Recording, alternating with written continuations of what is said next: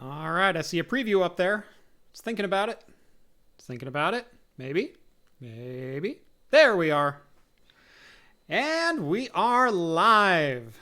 Welcome to Talking Heads, everybody. Episode 139, your once weekly live show for the latest in beer and tech news. I'm Jeff. I'm Rhett. Welcome to the show, everybody. Thank you so much for joining us on this very uneventful Wednesday. Just another day at work. Oh, man. We'll start out. How you doing tonight, Rhett? I'm doing pretty good. Yeah? Honestly, I'm sort of like living in your moment here a little bit. I'm kind of riding that high. I've been like giddy all day long. Basically, I didn't have my stream scheduled to, or my announcement video scheduled to post because I didn't want it to post and me accidentally sleep in and miss like it by an hour or something like that. I wanted to see reaction real time. And so I woke up about 6:50 and then reached over, grabbed my phone and just hit, post it. And immediately saw huge numbers going to it. It's one of the best videos I've posted in a while as far as like numbers go. It got 10,000 hits in the first 12 hours, which is pretty good. I'll certainly take those numbers. But I kind of want to call it an outpouring of support of like, you got this, made me simultaneously like want to cry because you guys are amazing and also just like giddy with excitement. So it's been a fairly emotional high day. That and my wife decided to pull the ultimate, you got this move by buying 100 t-shirts and sending them out to a bunch of patrons and other YouTubers and stuff like that. And so all of a sudden my Twitter just blew up. So every time I grab my phone, I have 70 notifications. I'll grab it 3 minutes later and I have another 70 notifications. It's been nuts. But Regan, $2. First, got to keep the lights on for the stream. Thank you, buddy. Those studio lights, Yes, they're sir. LEDs, but they still draw a fair bit. Pennies a year. Pennies a year. Pennies a We year. need it. Every bit counts. Regan, your donation has helped keep my lights on for the next 3.2 years. Thank you so much, sir. All right. If you've never seen the show before, today's going to be a little bit weird. We do have some beer news. We do have some tech news. We've got, I think, one entertainment story. We do drink beer on the show. Quite obviously, it's in the name. I hope after 127,000 subscribers, you guys have figured that out. But we do keep the content as family-friendly as humanly possible, both language and content-wise. Yeah. $20 Novella Hub. Prize Brewing, Minneapolis, Minnesota, 2020 Lost Moon Russian Imperial Stout, 12.6%. Very nice. Very nice. I didn't think anyone was going to beat me for ABV tonight, but there it is. That bums me out. I might have to go back to the fridge. Let's start with you, Rhett. What are you drinking tonight? You already got a glass. I am drinking. Yeah. It's nothing too fancy. It's a little fancier than last. Oh, did we lose Rhett? Oh, there he is. You cut out there entirely. Oh, yeah. no. Oh, I got you. God. I got you back now. Not again. Yeah, I think the FBI is on to me. I think they are too. I think they know what we're doing here. Can't be drinking on a show. I'm going a little fancier. Yeah. Yeah, they're like, no more of this. This is 2017 whole cluster Pinot Noir from Willamette Valley Vineyards. Nice. Good stuff. Yeah, so for those who don't know, while Oregon is definitely a beer mecca as far as small breweries go, microbreweries and things like that, we're also one of the nation's largest wine producers. And we live right here in the heart of kind of Wine Valley for Oregon. Oh, yeah. I mean, God, Rhett, you live, 3 miles from, I think, the largest vineyard in Oregon? Something like that? If it's even that, yeah, it might even be closer. Yeah. I have 2 literally within walking distance of my house. Like, I mean, it's a couple of miles, but I can get there. So, yeah, it's kind of crazy. Whoa, super chats. $5 and Reverend. Oh my God. Breakside Air to Excess 10% BBA Stout brewed with sea salt, caramel, hazelnuts, and chocolate. Oh, that is one of my favorite beers. That used to be on Yes. tap at Capital Tap Room, baby. Yeah. No, So good. Breakside makes some really good stuff. Yeah, especially anything with sea salt. Oh. Yes. Did this one have? Yep, this one's got sea salt in it too.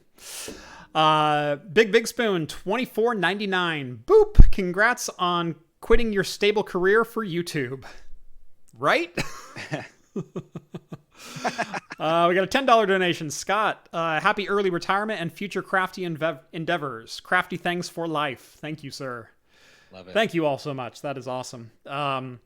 So I opened a scotch yesterday, and I did truly open that bottle and film all of that yesterday.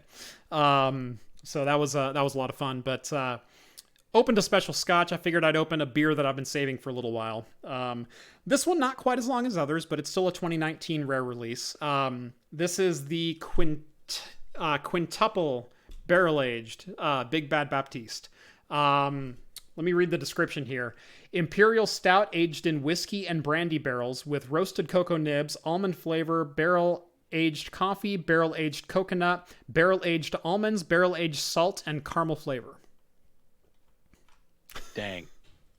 That sounds delicious. Is there anything that didn't sound amazing on that list? No. I mean, maybe the caramel flavor at the end. Like, why didn't they just say caramel? But, yeah. Ooh. Oh, by the way, 11.8% on this one. So.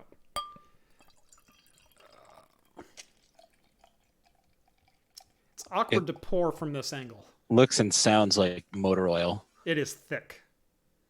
It is, it's a thick one. That head's amazing. Ooh. Yes.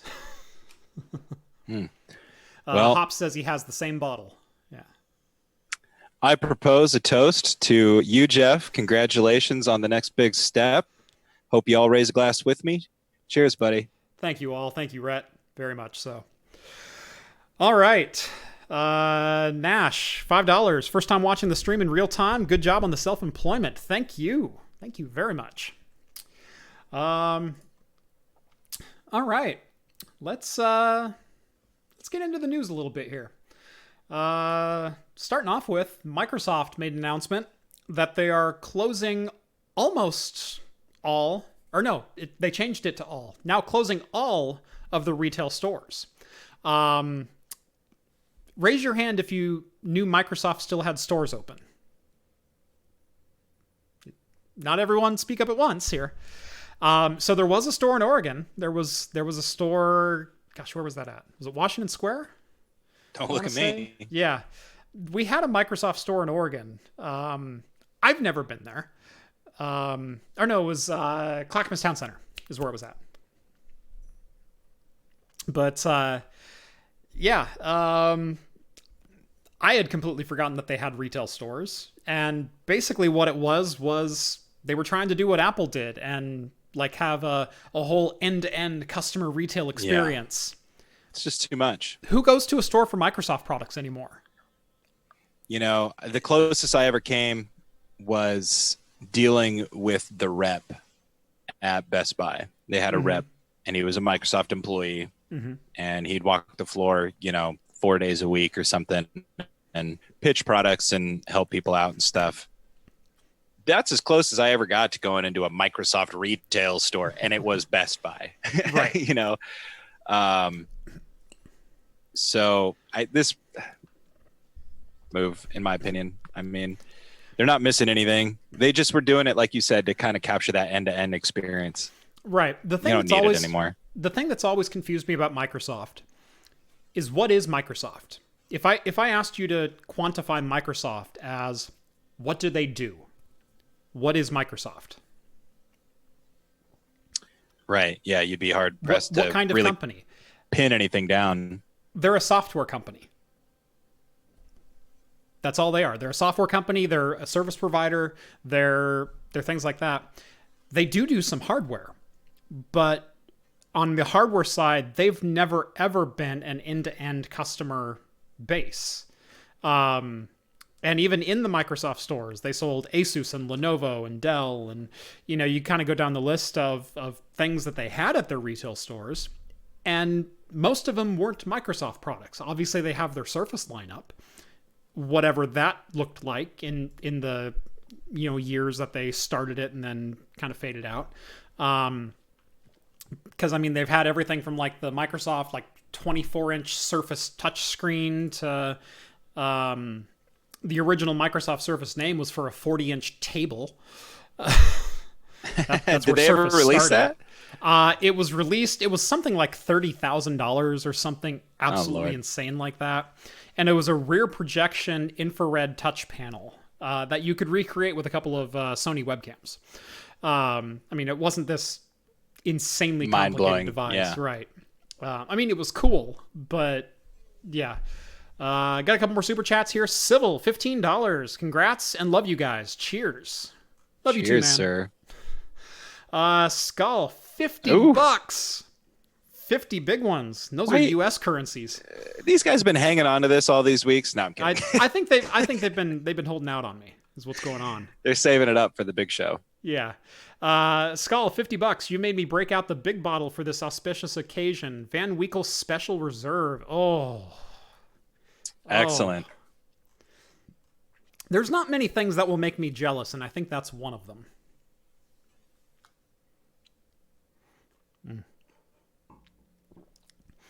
This is really good,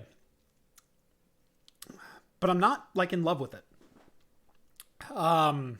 It's got a really strong cocoa flavor, but you know how stouts get like heavier the further into the flavor you get?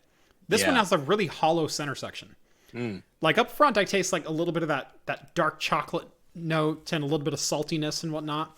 And then in the back, it's gone.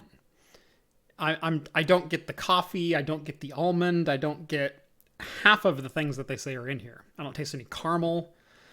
I get a little bit of whiskey. I get a little bit of the whiskey barrel, but there's not half of what's on that list in this beer. Maybe when it warms up, because I did just pull it straight out of the fridge. But yeah, I was gonna say, I bet you at like 50 degrees or something, it's probably got a little bit more room for those flavors to mingle. Yeah, maybe once you get a little bit more into the glass too, and you kind of get that room for, I'm told the glass matters. Totally does, which is why I went with the proper tasting mug. Let's see. Congrats, sir. John J, $5. Thank you so much, John. I appreciate it. Let's see. I got a $20 X99 CPU to test my dead PC. Very nice. Did you get like a 2609 V3, I think? You can pick those up about $20. They're just a 6-core, 6-thread.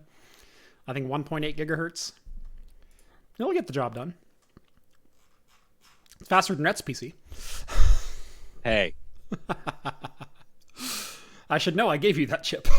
Everybody knows where I got those parts. I know. It's entombed forever. Doesn't mean I can't point it out again. Becca, congrats, Jeff. I'm not as rich as Skull, but I am cuter. I do not deny that one bit. Thank you so much, Becky. Happy to support Craft. You rock. You guys rock. You and Nat both. You guys are awesome. But yeah, my point about Microsoft is they're a software company. And they've always tried to compete with Apple on Apple's grounds. They've always said, well, Apple came out with a retail store. We need to compete in the retail market. No, you don't, because Apple's an end-to-end provider. Apple provides the hardware and the software and all the experiences around it. Microsoft provides the software and sometimes keyboards and sometimes mice and sometimes laptops. There's no parallel there. So I've always questioned why Microsoft always felt like it had to enter these markets and compete with Apple when they're two completely different companies. Similar origins, but two completely different companies. Yeah, I've always kind of wanted the same thing, and it's always, you know, in regard to their hardware, it's like there's very little innovation. Hmm. It's a lot of just, sort of trend following. It feels like, Yeah. um, like when did I see my first Microsoft phone or like first Windows phone? Like, was that a thing as early as like 2010? Microsoft phone, yeah, it was, yeah, right about then. The Windows 8 phone. Still, so you're looking at, you know, I don't know, years Well, no, that of, that would have been Windows 7 still in 2010. You would have been looking like 2013 or 14 for Windows 8. I guess so. It was a little 2013, I bit think. later. Yeah. So I don't know, it's like they built this whole operating system kind of designed around touchscreen that like nobody wanted to touch. Nobody could wait for freaking Windows 8.1 so you could just like go back to, the glory of Windows 7 or whatever. Right. Again, I don't know. It's always catch up. And I think that's kind of Microsoft's MO. I mean, they got the one thing and it's just basically, Windows. Don't Yeah. don't get me wrong. Bill Gates does stuff with his money. That's Yeah. what rich people have to do. So I guess he's always going to want to play catch up. Oh well, it's working for old Steve Jobs. We were in that movie together. You ever see Pirates of Sin Valley? Yeah. Anyway, copy him. Yeah. And but it's always just I think you nailed it. Microsoft always tries to follow the trends rather than setting them. And there are certain trends that they try to set that just never catch on. And I think it's just a disconnect between what they think their customers need. Right. And in a lot of regards, they're kind of like I don't know if you watched Neil Linus's rant last week on Intel's Right. marketing slides. For those who didn't, I'll kind of summarize that Intel is trying to play both sides of the fence, where they're claiming AMD is using benchmarks that don't show real world performance or applications that people actually use, when AMD's saying Cinebench is a well regarded, CPU benchmark, and it's a program that people actually use in Cinema 4D. And it's 89 to 90% of the way there to telling you how a CPU will perform against another CPU. Sometimes it edges up and down depending on what application you're in, but for the most part, I trust Cinebench for the almost a be all end all as far as equal cores, equal threads, which will perform better. So yeah, it's just, but at the same time, Intel is also throwing out like video encoders you've never heard of because they take advantage of Intel, their video encoding engine instead of NVENC or CUDA or any other tech like that almost every other program has, and it's just this disconnect between what their customers want and what their customers are using to what they're arguing for and what technologies they're trying to chase after. It's just weird. I don't know why they haven't seemed to get it at this point. More super chats rolling in. Tom, buddy, old pal, good to see you on the show. I think I'll announce it now. For those who have been asking for special guests on the show, Tom Lawrence Systems will be joining us in 2 weeks here on Talking Heads, July 15th. Mark it down. But but Tom, thank you so much. $50 donation. Congrats, but please use this to buy some Michigan beer. I will do that, sir. I will get on to Tavor and I will order me up some Michigan beer. Romnipotent. I've never actually asked you how to correctly say your handle there, but 100 Australian. Congrats. Good luck. Back to work. Thank you for taking time out of your day. Appreciate it. Thanks, buddy. Sakura, tacos rule. Congrats. $2. It's not Tuesday, but I will use that next Tuesday. I love Novella Hub's comment. $5. Red as a young Howard Cosell with that orange microphone. Okay. Why not? It's red, but I'll take orange. Yeah. It's the lights. Allie, $5. Good to see you smiling. Enjoy the freedom. Thank you so much. Remy, $20. Congrats on your new big move. Now turn off those extra wall lights. We are not made of money. Yeah, let's see. I've got 6, 8, 10, 11, 12, 13, 14, 15, at least 16 light sources going into 17 light sources, 18, 19, 20. A lot of light sources going in this room. I like light. Who doesn't? So thank you, Remy, for keeping my LEDs going for another month. Cajoling Technologies, $4.99. I've never seen Shure Beta 58 on a live stream, Bob Barker style. Bob Barker wishes he used Shure, baby. Just kidding. Maybe he does. I don't know what he uses. He always used like the weird gooseneck. Yeah, You know. I'm not a fan of it. It looks The really long, skinny guy. Yeah, it looks extra creepy.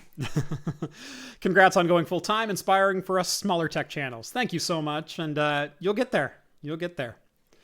Regan, $2. It just came across his channel. He's a solid dude. I think I've seen a video or two of his. Forgive me, I don't remember your name, but I have seen your channel. So. And Tom says, excited to join the video. Yeah, you'll see him right here, 8 o'clock, or 11 o'clock Michigan time. He's going to stay up late for us on July 15th.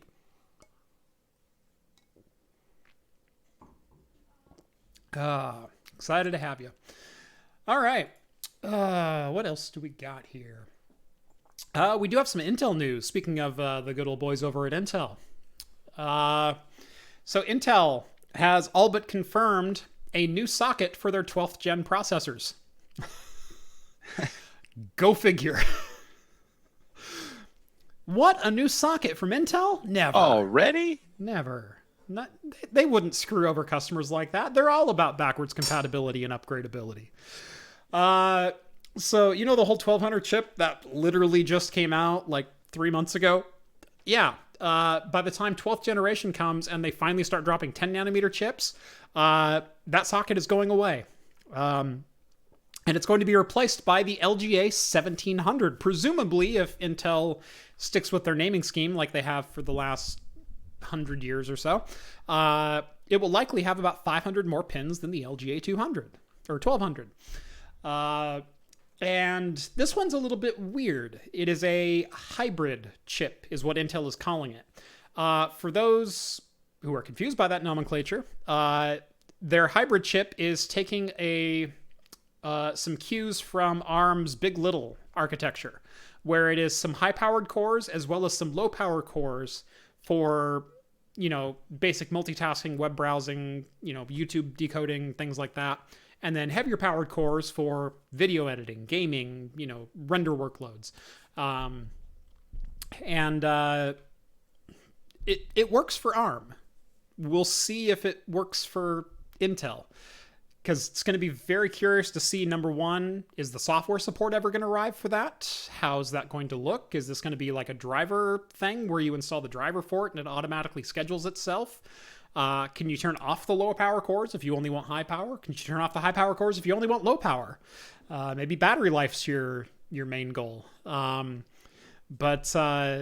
Yeah, it's going to be based very similar to that, where it's probably going to be, 4 or 6 or 8 processing cores on a single die, and then an additional 4 or 8 or 2, knowing Intel, processing cores that are lower powered, maybe a couple of watts each versus, 12 watts each.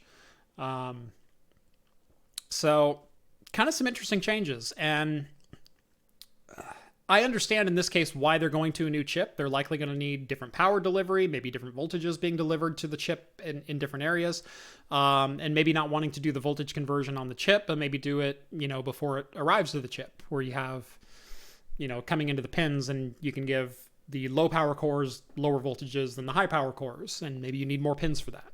I don't know. But there's also speculation it might come with more PCI Express lanes, more I/O. Hasn't really been Intel's MO as of late to add PCI Express lanes to their consumer chips, but who knows? Maybe they're warming up to, letting people use all the slots in their computers for once. And I know sound like I'm harping on Intel, but it's just patterns repeating themselves over and over and over again. It's so easy. It is. It really is. One can harp when there is harping to be had, and one can praise when there is praising to be had. Yes. It's that simple. Yes. It's not as though we hate Intel. But to be clear, Intel dug their own hole that they're trying to climb out of right now. Exactly. So yeah, I'm sure it'll still perform well, but there's a lot of unanswered questions to, is this actually the architecture they're going to use moving forward? Is this rumor even true that this is big little architecture style or hybrid architecture as Intel is calling it? There have been some unconfirmed reports by Hardware Info that it's seen processors like this on its databases, where there's multiple wattages of cores running on the same chip on an LGA 1700. And Intel has confirmed that LGA 1700 is a real thing and will be released for 12th gen.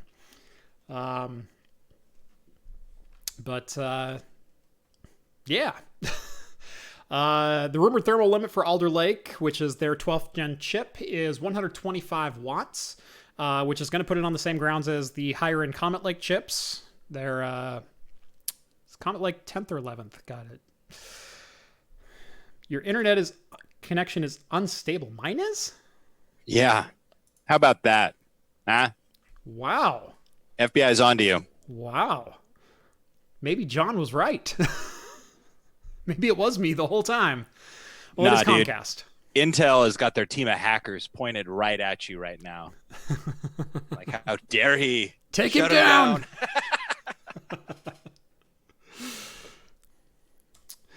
$10. James Kelly. Congrats on your freedom from the man. Now the producer has more power. Yeah. Yes. Now my producer holds all the cards. Jeff, $20. Great name. Congrats. Love the channel. Beers on me. Cheers. Thank you so much, man. Cheers to you.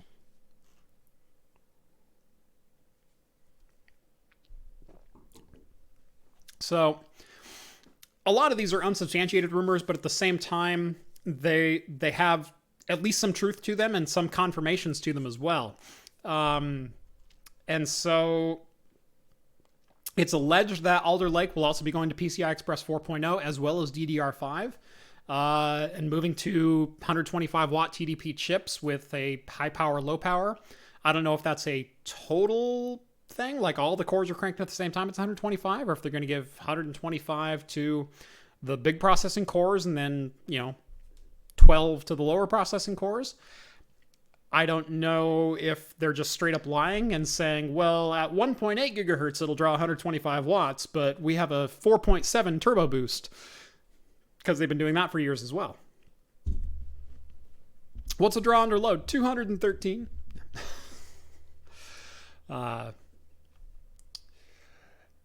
And I apologize if I sound a little scattered tonight. It's been kind of a long day. Long day, and now Intel's shutting you down. Yeah, now all of a sudden they're coming after my stream and rate limiting my connection. They know how vulnerable. They're in it with Comcast. Yeah, they know how vulnerable you are now that you ain't got that leg to stand on anymore. I don't have that cushy job to fall back on. Yeah. They're like, get them while the getting's good. Mm-hmm. Oh, let's see. What do you guys want to talk about in chat? Because like I said, we don't have a lot of topics up here. I think we only have 3 stories left. Yeah, we're about to burn through them all. We could burn through them. We could go till like 9 o'clock and then just kind of open it up for an AMA. We could start talking Star Trek. We could do a lot of different things. Uh-oh. Can't start that half hour into the show. I mean, we could, and we have. We'll never get out of it.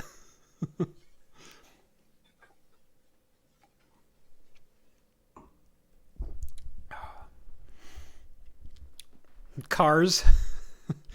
Red, are you a car guy or not? I don't remember. We talk about this on the show all the time. I know we do. And I always have to say, like, I don't even remember what my stereotypical answer has been. Like, I'm not like, I guess Yeah. I'm not a car guy. Yeah. Do I appreciate cars? Yes. I'm like the average Top Gear fan, you know? I'm not like, I Jeremy watch it Clarkson's really funny. because well, and not that. I think that the content is interesting, obviously. But yeah, like I'm not like a car power user. Yeah. I'm trying to think of the right terminology to like draw the connection here. Ooh. I have no problem with this. No Craft problem with Computing this. could talk about retro gaming. Oh, Ooh. dog. You want to talk about retro gaming?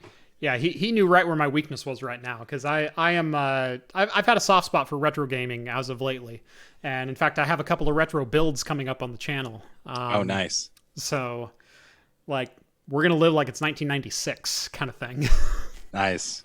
Not quite rebuilding my first PC, but it's close, and it's actually a PC that it's a chip that I never had when I was younger, and I always wished that I did, and now I have one, so I'm gonna build a PC with it. But I have a large collection of things, but at the same time, I try to limit the things that I collect, if that makes any sense. And getting into retro computer gear, most of it's big, most of it's heavy, and most of it's worthless. And I enjoy it, but I can't keep it unless it's small enough where I could put it on a shelf and it doesn't take away room from anything else. And so I have a build coming up that is a Pentium retro Windows 95, Windows 98 SE era box that is not going to be period correct, but is going to be like period correct with modern enhancements. So I am going to use a compact flash card instead of an IDE drive. I am going to use a newer graphics card, newer than the age of the rest of the PC. I am using a newer sound card. I'm using a floppy emulator instead of actual floppy disks because I don't have that kind of time. Yeah. But the whole computer, I think, is 12 inches by 4 inches by 8 inches or something like that. Like, it's legit like this big. Like that.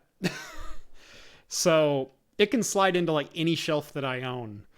It will almost fit on one of these shelves behind me. Like, I could just set it on one of those shelves.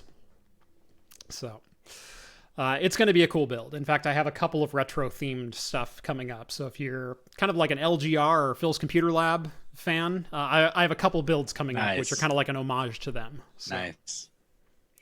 Yeah, that's kind of the hard part about old tech is that, yeah, like beyond like certain specific, you know, I guess like nostalgic purposes, like it's just like, why?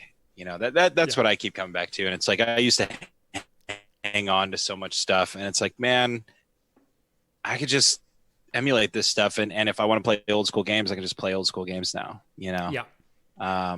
It's really hard for me to justify. And I'm a pack rat. Like, if I turn this camera around, guys, you would be shocked and frightened for me. I cleaned this little section up so that I didn't look like I needed help.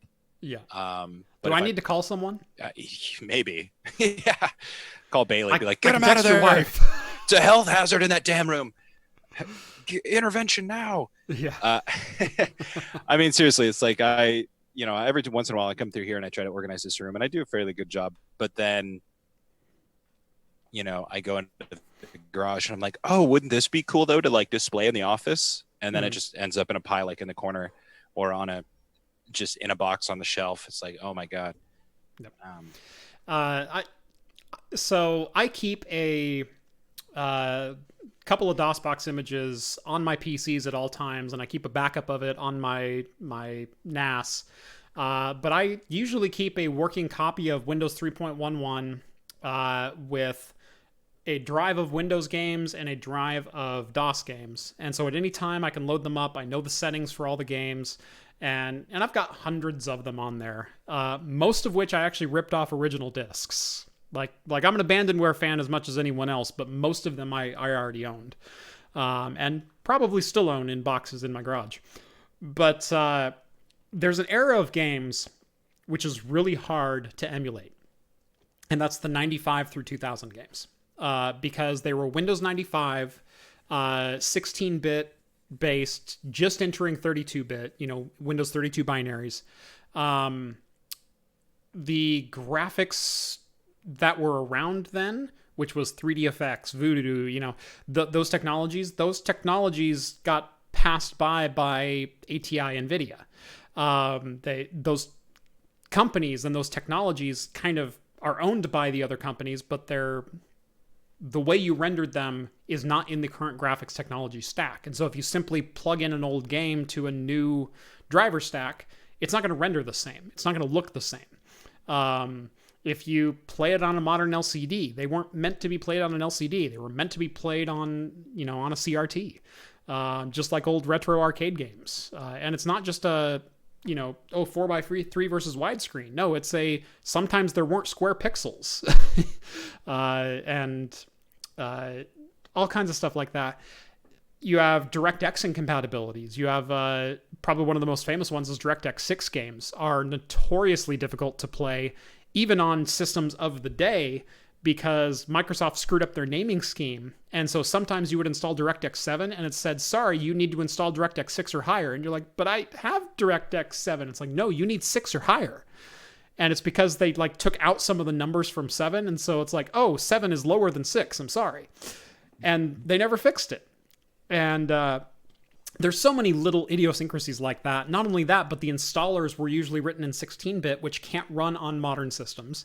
And so all of your old LucasArts games, your X-Wing versus TIE Fighter and games like that, until they started hitting good old games, couldn't be played on a modern PC. You have speed issues with ones that play too fast and break the game engine. There are so many different things about that era of games that is difficult to replicate and emulate, even in modern systems, even with wrappers, even with all the tech that we have. And so there's kind of a piece of me that's always wanted to rebuild one of those machines, and that's kind of what I'm doing. Nice. Yeah, absolutely. 100%. I never quite thought about it that way, but completely valid reason to reach into the Wayback Machine and build a machine like that. That's legit. I'm excited to see what you're going to do with that. Yeah. Yeah, my first PC ever that I built was a 486 DX2. And I've told the story a couple times on the channel, but that was my first PC build. Now, that was a lot of fun to build. Not only build, but go source the parts and find all the stuff, because I bought it all secondhand. And then the first PC that I built brand new was a AMD K6 II. 475 megahertz. Yeah. Smoking. But yeah, it's a lot of fun. I like going back and playing retro games. And this last weekend I was jamming out to One Must Fall, if you've ever played that one. Yeah, I remember that. Yeah. What am I drinking, Jeff? Quintuple barrel-aged Big Bad Baptiste. 11.8%. Barrel-aged everything. And so far, it's just okay. It should be better, but it's just okay. Mine is good. It's very good. It's not amazing, but it ain't bad. Nostalgia is a hell of a drug. I've been buying some interesting, at least to me, high-end systems that came out since I started building computers. So far, I've got three 1366 Xeon systems and an i7 3820. Never had, until I bought a Chinese X79 board, I had never owned an X79 system. I had an X58 system and I jumped straight to X99. So I skipped that platform in between. X58's a really fun platform to play with. X79's a fun platform to play with. Yeah, they're all fun. But nostalgia is a hell of a drug. And thus far I've avoided spending too much money because I wanted something that was old. Pay no attention to the Intel bunny people that I have on my back shelf there. I got mine somewhere too. Do you? Yeah. I've always meant to pull that out for a stream. I had one and I went ahead and bought another two because I found a good deal on eBay. Yeah. The one that you had originally is the same one I have. Oh, nice. Okay. Yeah. I got a green one and I got a yellow one with a laptop. Oh. He's holding a laptop. which I have never seen before. He's a ritzy boy. Yes. Or gal. Ritzy person. Let's go there. Ritzy person. Yeah. How dare you, Rhett? I know. All I can do is try my best Just like next that, time. craft computing has been canceled. Nonsense. I will do better next time, everyone. This I promise. Gender assumptions about bunny people. Gosh.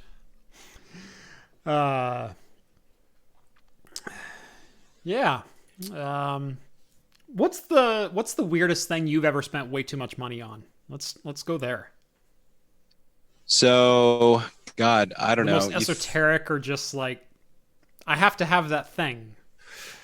Looking around the office. I don't know. So I have a big problem of like spending money on, so like musical instruments are kind of like my vice. And I'm not sure if I've showed it on stream before, but like I have like a really weird, like handmade, like cigar box kind of guitar. It's not actually a cigar box. It's just made to like look like one. I don't think I spent too much money on it because I like it and I enjoy it and I play it. But it's probably things like that. Like I have just a collection of bizarre instruments. I've got all sorts of different drums, all sorts of different percussion, all sorts of different guitars and little stringed instruments, all sorts of different little flutes. Mm-hmm. I'm struggling to say that I spent too much money on it. What about you, though? While I think about something else.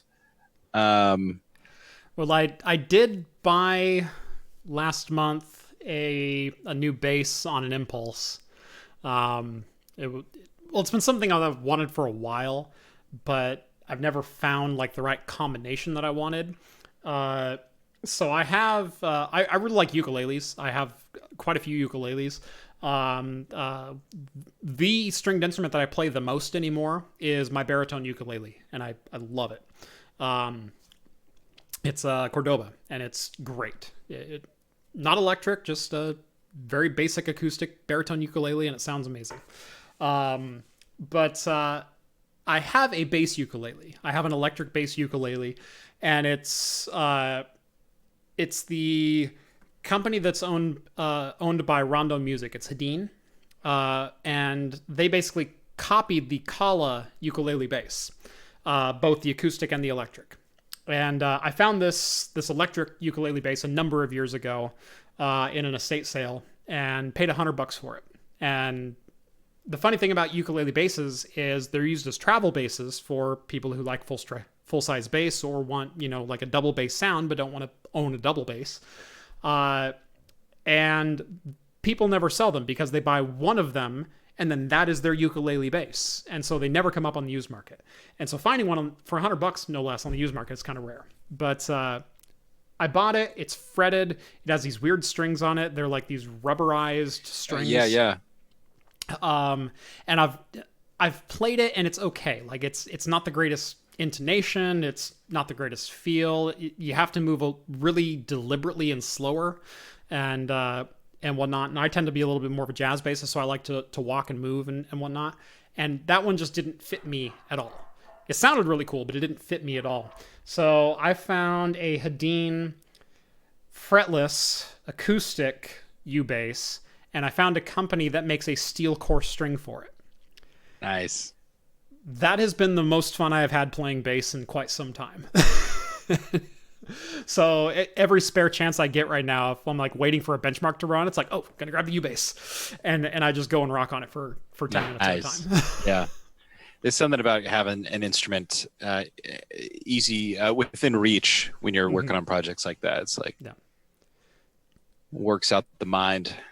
Downstairs it's nothing but ukuleles, and I have one electric guitar and one bass guitar. Nice. Nice,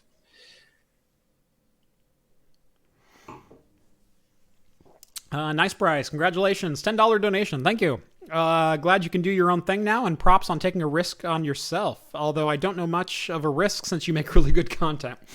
It's always a risk when you're giving up a really good job. And I had a really good job. And I loved my job for a good number of years. But the job satisfaction started going down, and the satisfaction with YouTube started going up. and there are some needs here at my house that started going up as well. And when you start weighing all those factors, this was the easy decision to make. Now, it's not the smartest decision financially because, like I said, I'm taking a very easy job in which I had a lot of tenure, a lot of seniority, and probably could have retired at, and literally starting over. So it's very much a risk, and I'm kind of at the whim of the YouTube gods and the algorithm right now. I mean, I do YouTube and I'm trying to branch out to other things, but if YouTube goes away right now, those other things go away too. Without YouTube, I don't get Amazon affiliate sales, and I don't get Patreon, and I don't get, all the other ad revenues that I have. And so it's an important thing to keep YouTube going, even though they're by far not the biggest payout that I get. So, but thank you. It is a risk still, and I'm looking forward to meeting that challenge. It's kind of a weird juxtaposition on the day because it's a celebration. It's Jeff retired. I left my job. I don't work for the man. I work for myself now. And it's like, yeah, he made it. No, I started. Today I started. Yeah. And keeping myself in that mindset is, I think, going to be the most difficult thing through the next week is I haven't arrived. I made it to the switchover point. Yeah. I think the key thing, and you don't need me telling you this, but I guess just for the sake of conversation, it's like the key thing in those moments is just like remembering that the work doesn't do itself. It's like it's got to get done, and sometimes just buckling down and working twice as hard for a little bit of time, remind you kind of what's at stake. At least that's how it was for me, just always needed that kind of constant reminder that like, oh yeah, there's no real building I can go to now and just like clock in and clock out and like get the bills paid. Yeah, that can get stressful from time to time. Question to all: who can remember their Win9X install code? I had all of mine memorized from 95 to 98. And it wasn't the 1, 2, 3 OEM 4, 5, 6, 7, 8, 9. It wasn't that one. It wasn't the cheating way. I had the Windows 95, Windows 98. I had a Windows 2000 code memorized at some point, and then my organization has had volume license keys for the last number of years, and so I knew all of their volume license keys by heart.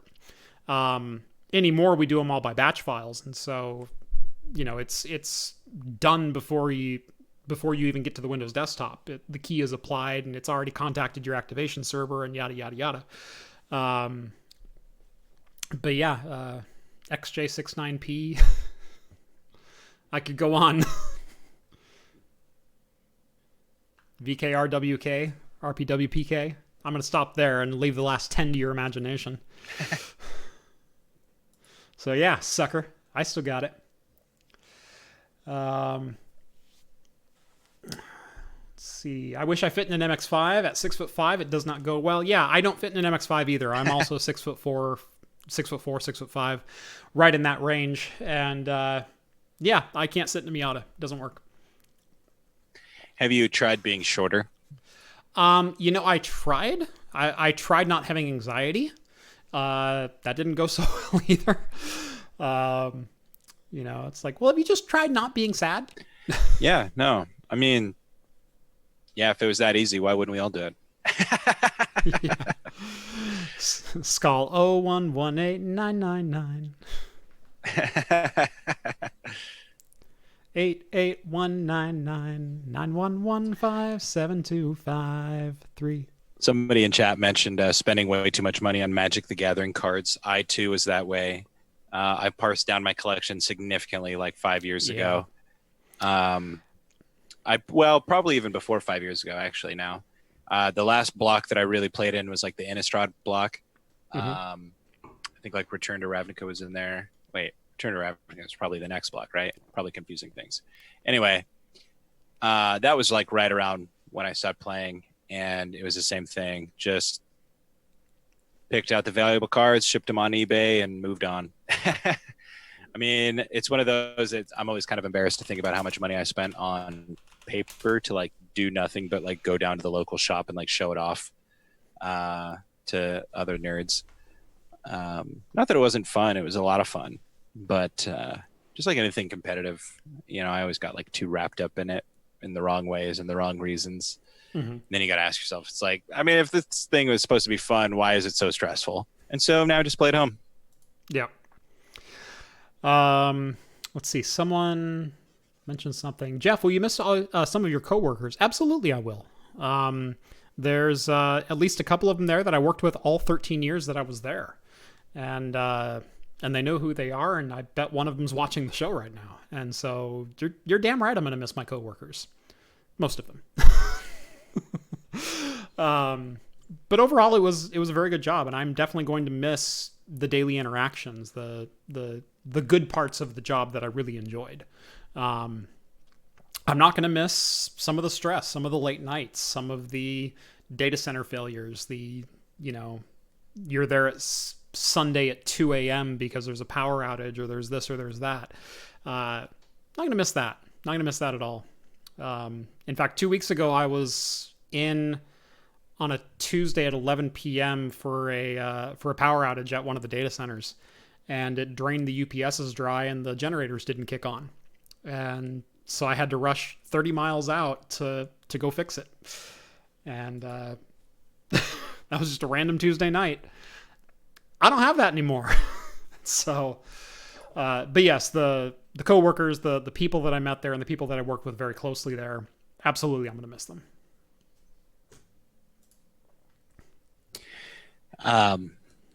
Nub here says that I used to have a Black Lotus. Don't know what happened to it. At least I think that's what he says. Oh, guy I used to work with swore he had a Black Lotus. I didn't believe him. That's kind of the funny thing about Magic the Gathering is that like everyone knows one person who had a foil Black Lotus back when they opened the expansion pack and sold it for like $6. Yeah, everybody says it all the time. They're like, oh, dude, like my friend's brother had a Black Lotus. The thing is like, I mean, I've seen a Black Lotus. Like, I know a bunch of people that have them. I've seen a couple of them. And what's crazy is like... Never in the wild. Right, yeah. What's crazy I've never seen a guy flipping through his stack and through all of his plastic-covered cards and goes, oh, yeah, there's Black Lotus. Never happened. Right. Yeah, it's just one of those weird cards that for some reason it's like persisted through the myth of time, basically, with Magic. But it just cracks me up because I remember this story where my friend's brother was like, yeah, we were kids, so we ate all this up. It's like, oh yeah,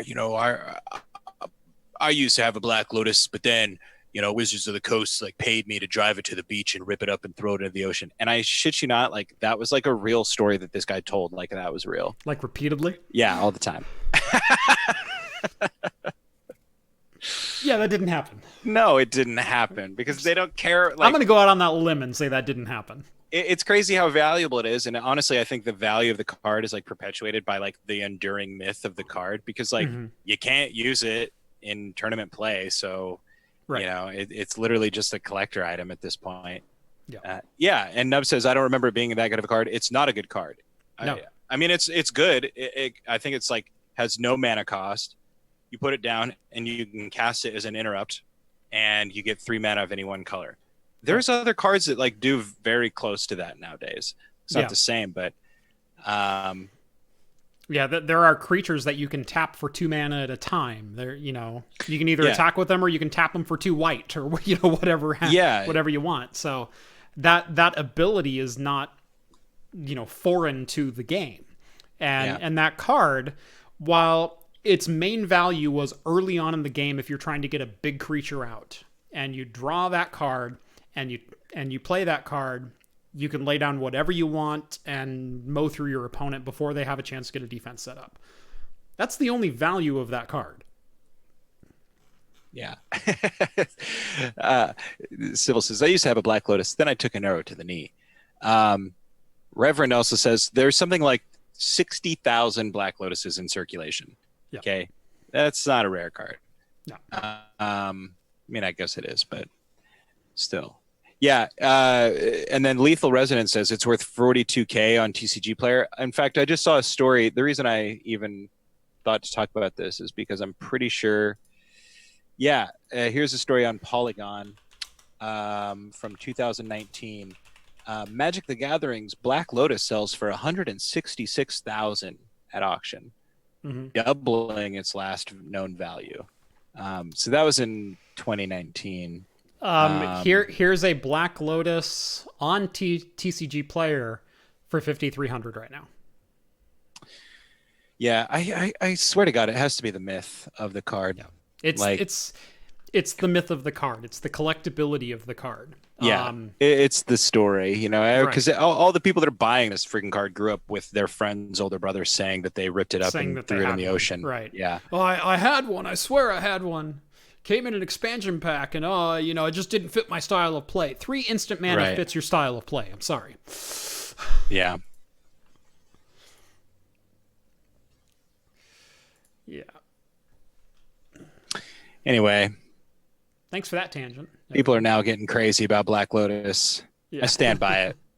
It's only valuable because of the myth. Anyway, so yeah, that's another thing I spent a lot of money on was Magic. Lotus 123 word star.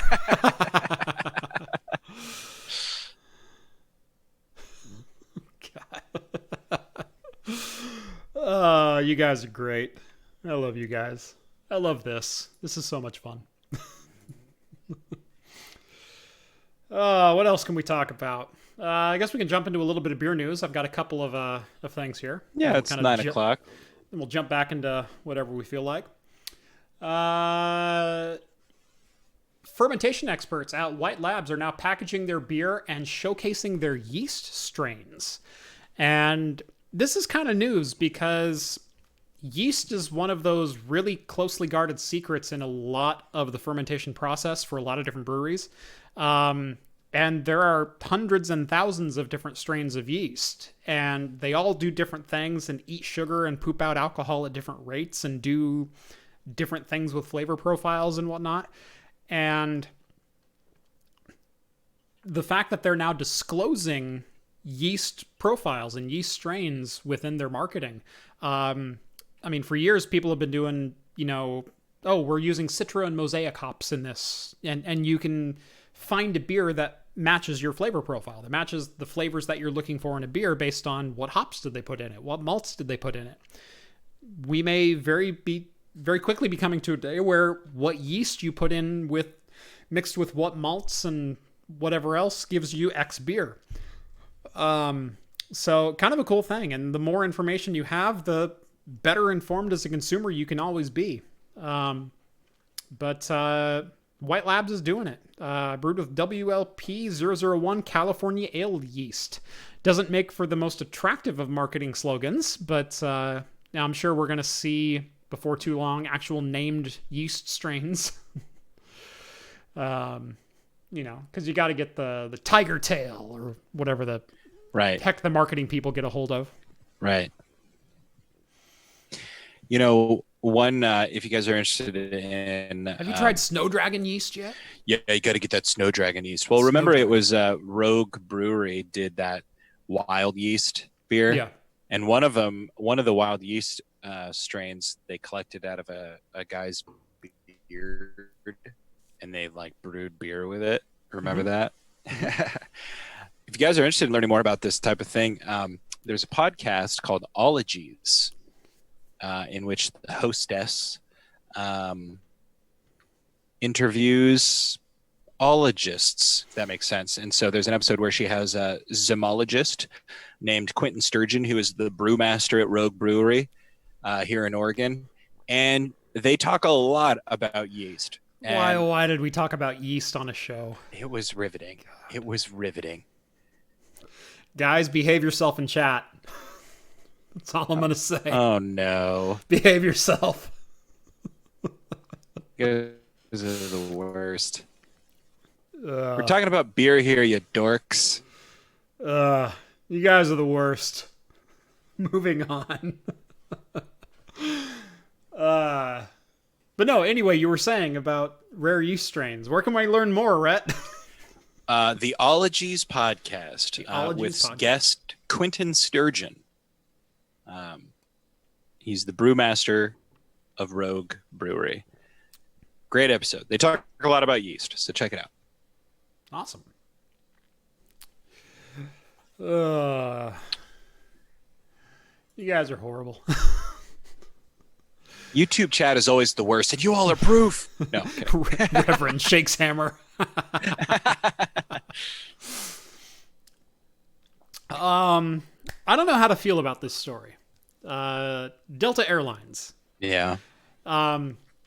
Because let's just say this. Dr. Fauci came out yesterday, I believe it was, and said, with everything opening right now, the worst thing you could possibly do is go to a bar for a long time and drink. It's the worst thing you can do for your health right now.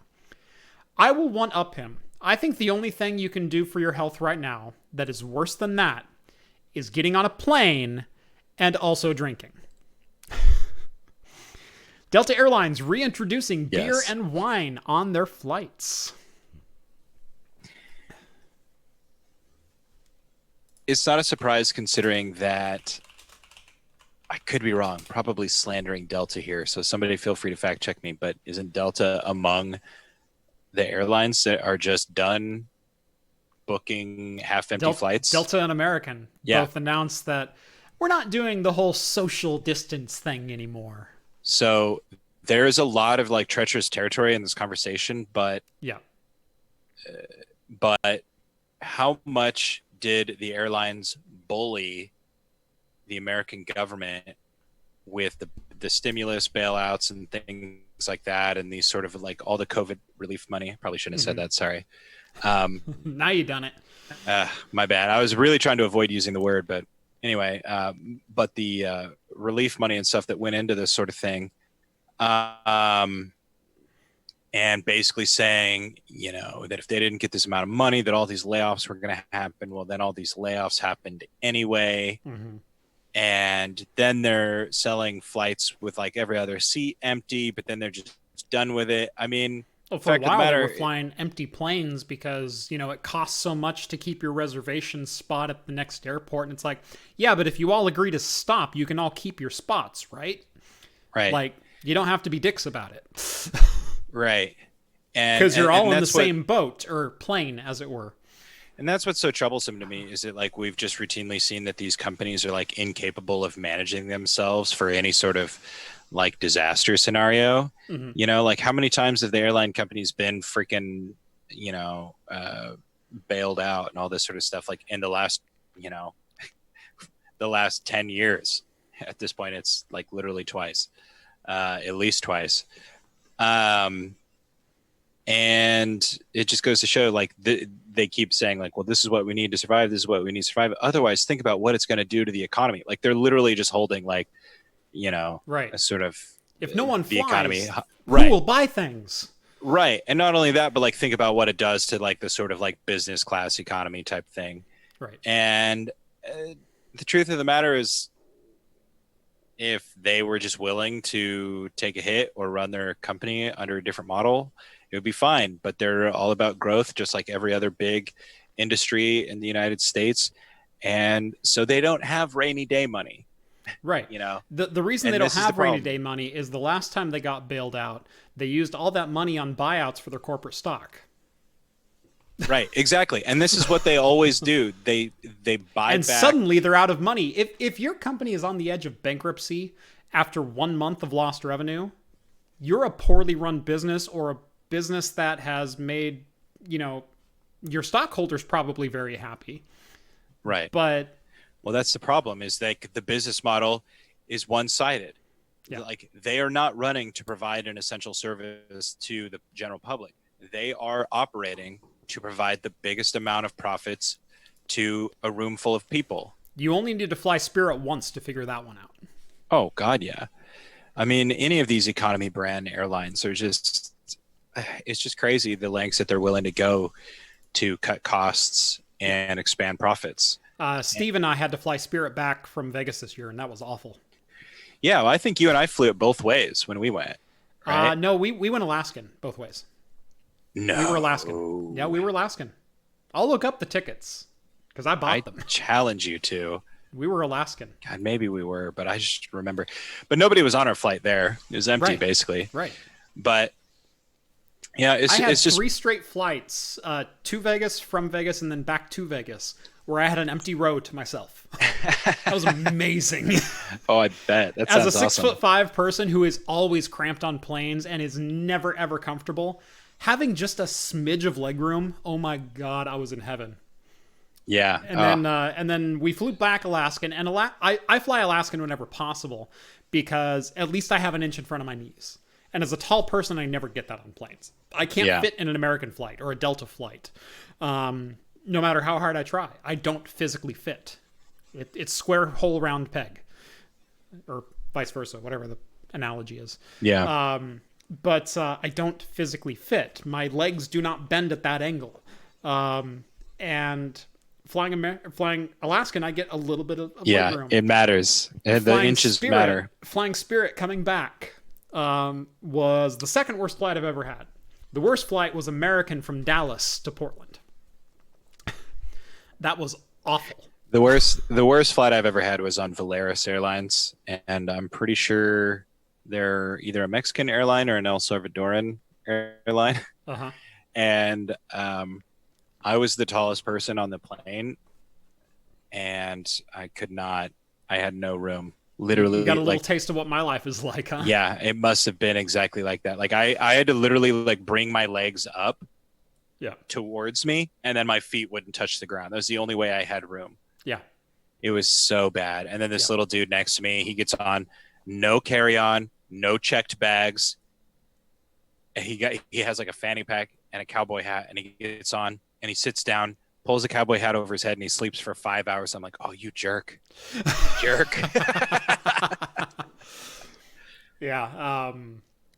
The worst flight I've ever had was Dallas to PDX on American Airlines. And I was a window seat as the tall guy. And I actually asked the 2 people next to me, can I please swap with you? Because as soon as I sat down on the seat, already like the chair hit me just below my kneecap. So it's hitting me like upper shin. And so it doesn't bend at that point. I don't know if you knew that, but that's like a bone right there. Yeah. And so I can't put my feet forward. I can't bend them back under the seat because there's not enough room to get my legs into that space anyway. And so unless I'm literally like bear hugging my knees in the chair, I didn't fit. Oh, and since it was a window seat on an American flight, the bulkhead came right about here. And so I'm literally like this and like this the entire flight. Oh, that sucks. 4.5 hours. 4.5 hours. Best flight I was ever on was Air And the Japan. flight was 3 hours late. Oh, God. Yeah. Yeah, best flight I was ever on, Air Japan. So much room, so comfortable, really courteous staff. Probably because I'm white, I guess. I heard that they really try hard to like impress the Americans on board their flights, which could be true. Someone confirmed Volaris is Mexico. Yeah. It's the worst airline here in Mexico. Oh, so they're the Air Canada of Mexico. Awesome. And then Coalition Gaming Above says, "Oh, Volaris is getting mentioned because apparently he was talking about it up above."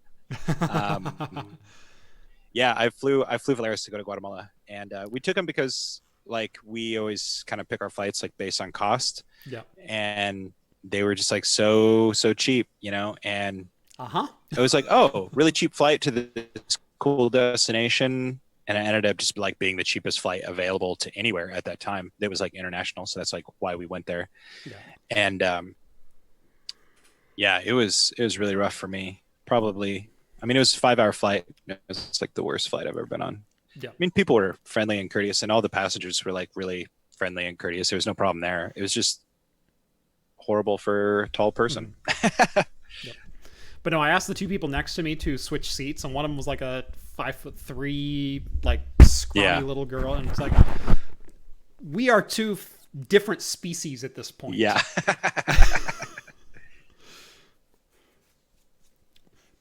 By the way, I missed a super chat a little while ago. Clockwork, I did see you. 20 € donation. Best wishes from Germany for you going to be a full-time YouTuber. Thank you. Ooh, Clockwork. Yeah, sorry we kind of neglected you there, buddy. Yeah, I think you donated like right after a transition, and then we kind of got talking. So yeah. No, thank you. I did see you, and I do appreciate. Thank you. Yeah. But regardless, all of this to say, like, the airlines are just not running themselves responsibly, and they're making us pay for it. And I think just the fact that they're willing to like put people onto these packed flights, like, you know, look, the argument is that people are allowed to like weigh the risk for themselves. I kind of think that that's a really bad excuse in terms of Do you like, know why they're serving beer and wine on Delta flights again? It's not for the customer service aspect of it. It's so they can sell beer and wine for $8 a glass again. right? It's all about profits. Yeah, Yeah. it's not about like, ooh, come have a drink and relax. No, it's another. They're This isn't maxing out their flights, Yeah. and they're selling booze. This isn't, 1960s Pan America. This is No, your Delta. yeah, I know what you are. right. I don't know. It's just hard for me when Refill. when getting on a flight like that can have such far-reaching repercussions for a lot of people. Mhm. So I'd encourage y'all, if you got to fly, fly. Do your best to do it safely. But if you can avoid it, avoid it. I mean, it's just the way it is right now. American Cosworth. Worst flight for me was a C-130 vertical spiral descent into Afghanistan, but that's cheating. Yeah. I'm talking commercial flight. Come on now. I've seen you in your gear. When would I ever be in Afghanistan on a C-130? Right. If I did, I bet I could have a worse flight than that, maybe. No, But by the way, thank you for being there. absolutely. You're awesome. Thank you so much. But that's cheating. Holding that card in your back pocket. Come on. By the way, American Cosworth, thank you for reminding me. I have a package to open from you. And you told me what it is, and then I went, oh yeah, that's what it is. And then I've completely forgotten again. So I'm going to go grab that and open it. So I guess we'll talk about stuff. Afghanistan's a neat country. Read this history book. Y'all are interested in learning more. It's called Games Without Rules. Check it out. I hear that it's kind of controversial among some historians for being a little bit self-serving, but a fascinating and personal look at the history of Afghanistan. he's actually from, I'm not going to say where he's from, but Well, you don't have to say where he's from. I'm sure he was just serving abroad. he was just there. Right. I mean, I can imagine what you're doing on a C-130. Yes. Yeah. No, I was holding this down without you, Jeff. Oh, that's right. I remember now. Oh, hoo. Not going to say it, but thank you. Go ahead and pop one of those over here. Right. You just wing it to you. Wouldn't that be cool though? Like if we lived in a world where we all had, what are those vacuum tubes called? Oh yeah, I I think like they're called in vacuum Futurama? tubes. Yeah. Yeah. Just dunk one to me. That'd be dope. Yeah. Or you could go Hank Williams Jr. Fax me a beer. Yeah, dude. There you go. Right. Civil says, "Hey, Rhett." Hey. Hello. I'm sure you had something else to say, but time for a Rhett rant. Didn't go there. Anyway. Mm-hmm.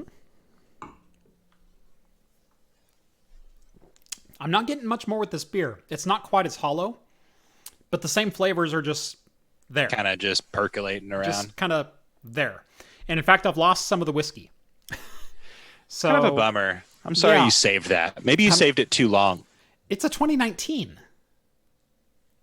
It's a 2019 that's a dark beer that's been in my fridge. Like, 2019 was like 5 or 6 years ago, dude. it feels like it. Good God, it doesn't feel like it's been... It's been 84 years. Please. 84 years ago, the Titanic went down and I lost my man, Jack. Pretty sure it was 84 years in the movie. Ma'am, Could be we have wrong. no record of a Jack ever being on board. No, I swear, he was there. He made me lay naked on a couch, and drew me with a pencil. Ugh. Feel like Rhett's setup needs a new 24 terabyte workstation, maybe a webcam and a microphone. Mm-hmm. Well, Think what's he's on funny, I gave him the webcam today. And it looks great. It does. It's fantastic. It's a big step up over my phone. Not ashamed to admit. Mm-hmm. That's why I decided to go with a little bit different of a audio setup too. Yeah. So some people were giving me grief about wearing the headset. Yeah. So I decided to just go look a little bit more. Yeah, Steve wears the headset. Works for him. Well, does Steve get crap about it? I don't know. I don't pay attention to Steve. Any cool upcoming projects? Of course there are cool upcoming projects. Why do you think I quit? They will be forever. That's right. So today I broke back out the old Epic workstation over here. My 32-core Epic. I had 6 VMs running in it, all with GTX 690s today, but unfortunately 3 out of the 6 decided they didn't want to play ball and code 43'd on me. So I was trying one hypervisor. I think I'm going to switch to another tomorrow, see if I can fix it, and hopefully get a video out by Friday. Because I'd like to enjoy my 4th of July weekend, which will be like a full weekend off. I don't even know what that is anymore. It's been 84 years. Digging the game show host, Mike? What can I say, baby? Just representing. You got it going on there, man. Would the 24 terabyte workstation be a higher level than Hops and Brews setup? Yes, because I actually built Hops and Brews setup too. That was supposed to be a whole nother video, and we filmed it right when I was getting the offer in and starting to build on this house. And so we did like the assembly video where we kind of like got together in the same office and put everything together and built it. But then I was moving and building this whole thing. And then I went to CES, and then we got back, and then I've got a month afterwards to kind of catch up on content. And then by March, COVID had hit. And so it's just like we've never had the opportunity to circle back on it. But no, I built John a very similar to the system that I just built, my very last video, the X99. I built him with, I think, that same board. A Chinese X99 workstation with a E5 2678 V3. This was a 2680 V3, so pretty much identical processors, just 100 megahertz off. But he provided the RAM, and he provided what I guess you could call a power supply. It's just 2 rats running on a treadmill. Home Dad says, left my job of 24 years in 2012 to start my own company. Should have done it 20 years before that. Best thing I ever did was become free. I've had less than 24 hours of it, and I have to say it's amazing so far. I didn't know how much IT work was kind of leaning on me, how much that job was putting pressure on me. And you just kind of live with it. You understand the responsibilities and the time commitment and everything else that go alongside it. And you're doing your best to do your best job.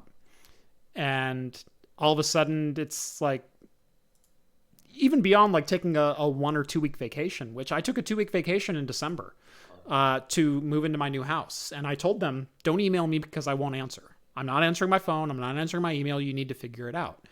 And it was nice. It was nice. I got things done around here. I, had plenty of free time. I could run around, do whatever I needed to do. It was great. Yeah.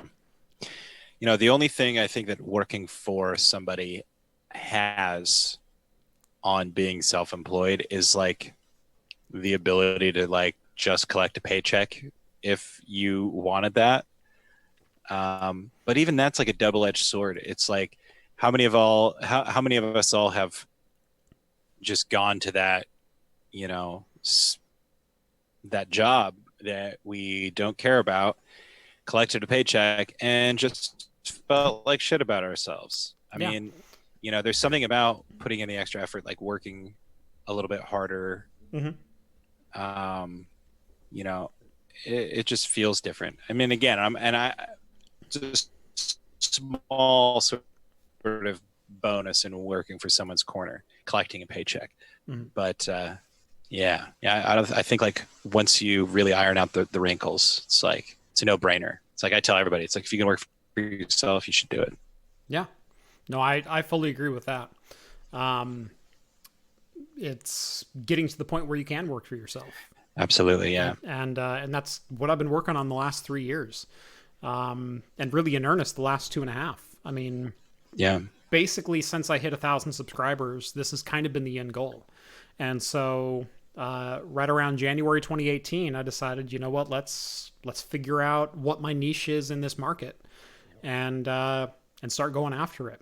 And I went after the server stuff a little bit harder and started showing a little bit of my professional chops on here, and started understanding probably later in the game than I probably should have, but what I do well and what I don't do well, and what people want to watch me for and what they don't want to watch me for. And there are things that I do well, but other outlets do better. And so maybe not focus on those and try to compete at the same time, because it's not really a competition. But there is promotion on YouTube that you will get lost in the mix of if you're trying to be in that same marketplace at the same time. Yeah. So it's the kind of thing where if I put out a video, and this has happened to me a couple of times, where I will have a video in planning stages or even have shot a video, and Jay's 2 Cents publishes a video on almost the exact same concept. I can now not publish that video, because all that will happen is my subscribers, my core audience, and by that I mean like the top 5 or 7% of my subscriber count, will go, that was a great video. Everyone else who watches it will go, you either copy Jay's 2 Cents, or Jay's 2 Cents did it better, or why didn't you do it the way Jay's 2 Cents yeah did? You just bring undue sort of like undue criticism and comparison and whatnot, and you almost build animosity by being in the same, this is our street kind of thing. And it's not between the YouTubers. The YouTubers are great. I've worked with a number of them. I've talked to a number of them. I've gotten advice from some. I've given advice to others. The community itself is great. And we're all of the understanding it's not a competition. We're all in the same, market, but it's not like I'm fighting for views over here. What's good for you is good for me, and vice versa. We all get that. Or I think all of us get that. But there's a couple times where I've posted a video and LTT has posted a similar video 2 weeks later, and I get called a copycat. And that's just maddening. It's like, no, I put the work in on that video, and I did. Yeah, that. all they got to do is look at the dates. Right. Yeah, my Alibaba water cooling came out like 5 days before Linus's water cooling video did. And I got called a copycat in that case. It's like, do you know how long it takes to get crap from Alibaba? Yeah. That's the court of public opinion right there. I mean. But there's other things that I've learned. I don't do release day video card reviews, because I'm not the source to go see those. I'm not the source for that content. I'm decent at it. I do very good benchmarking runs. My numbers are always accurate. But Gamers Nexus, Hardware Unboxed, Jay's 2 Cents, Paul, Kyle, a couple others. I mean, that's the benchmark crew. That is, when there's new hardware out, they get to cover it. And my review, even if it's the same day, even if I beat them to it, my viewership will not go up because of it, because they're the ones getting the clicks. And I understand that. And so I need to do either something different with the card, or wait a couple of weeks and use it in a different way, or whatever else. And that's totally fine. That's not competing. That's knowing what your market is, and, figuring that out.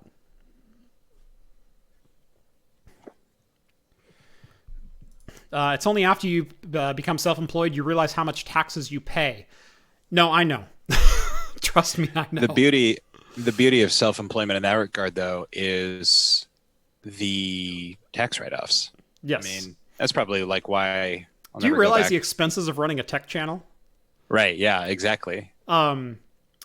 So, hardware on box. Don't you mean hammer on box? Don't you mean anchor in docks? Yeah.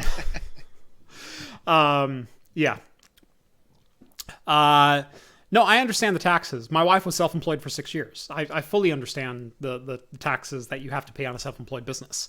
But do you realize how expensive it is to run a tech channel?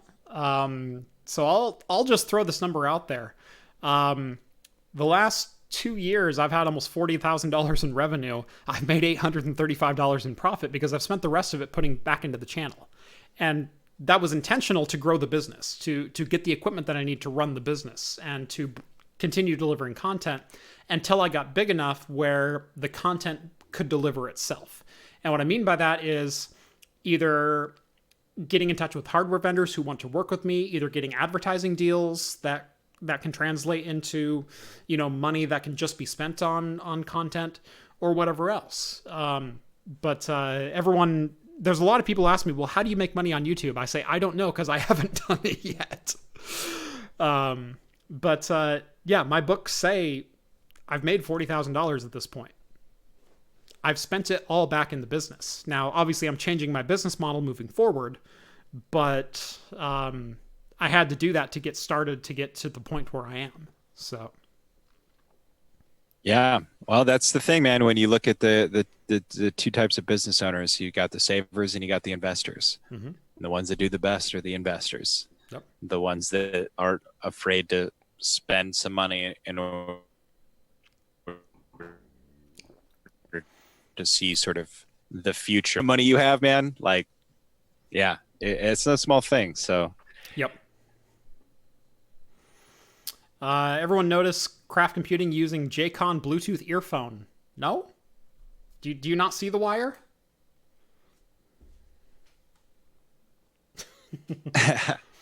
These are Plantronics in-ear microphones. I believe they're IN40s or IE40s. Plantronics is the way to go, baby. They're great. I love these things. I forgot I had these things back when I played bass on stage. Oh, there you go. Yeah. I've never used it. Why am I using these monoprice earbuds? Like, the monoprice ones are great for $7. They're great for like $40. They're not these. Yeah. Rhett needs a better ISP. Haha, someone blaming you for my problems. We got the same ISP, baby. Yep. He's probably on the same leg that I am. We live close enough. Yeah, probably. So, I used to flip Circle Tech. I used to flip PC parts as a job. It's like paying that self-employment tax that sucks in the US. Right, and if you're self-employed, you have to pay your Social Security. You have to pay all the other things that normally your employer pays off the top. A lot of people don't realize this, but to hire an employee costs about 30% more than what their actual wage is. To hire a full-time employee with benefits costs about 75% more than their actual wages, between 60 and 70% depending on what their benefits package is. And sometimes even more if it's, a larger benefits package or a retirement or 401k. So if you're taking home $60,000, but they're contributing to your 401k and you get full ride benefits and your family's insured and everything, that's a $120,000 gig after taxes and everything else. Like, it's not a small chunk of change. So I fully understand the tax structures. I fully get all that. I also have a tax person who fully understands it for me. Wait, I play bass. Got to do a Craft Computing and Davey 504 collab. Ooh, that would be fun. Get Davey over here. Yes. Heck yes.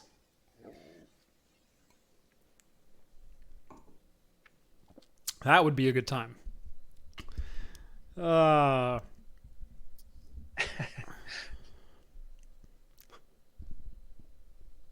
Timmy Joe Tech, is that you?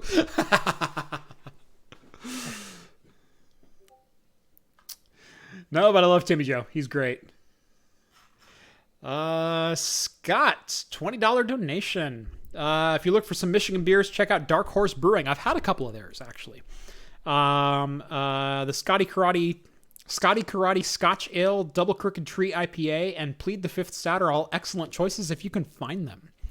I think I'm going to look for those. So, thank you, Scott. I appreciate it. Man, it'd be great if this became the norm. Just like super chats every 5 minutes. Just, yeah. Come on, guys, keep it coming. By the way, that begs bringing up Nub up there was saying that, he wishes he could sub on Patreon, but he just doesn't make enough. And to those of you that are in the same boat, don't worry. The Patreons are for when you got a little extra money that you want to support artists and content creators that you enjoy. I try to view Patreon subs the same way as like a newspaper subscription. Mm-hmm. Because who subscribes to newspapers anymore? I mean, I do, but the amount of money you save. Yeah, but you were born in the 40s. Yeah, exactly.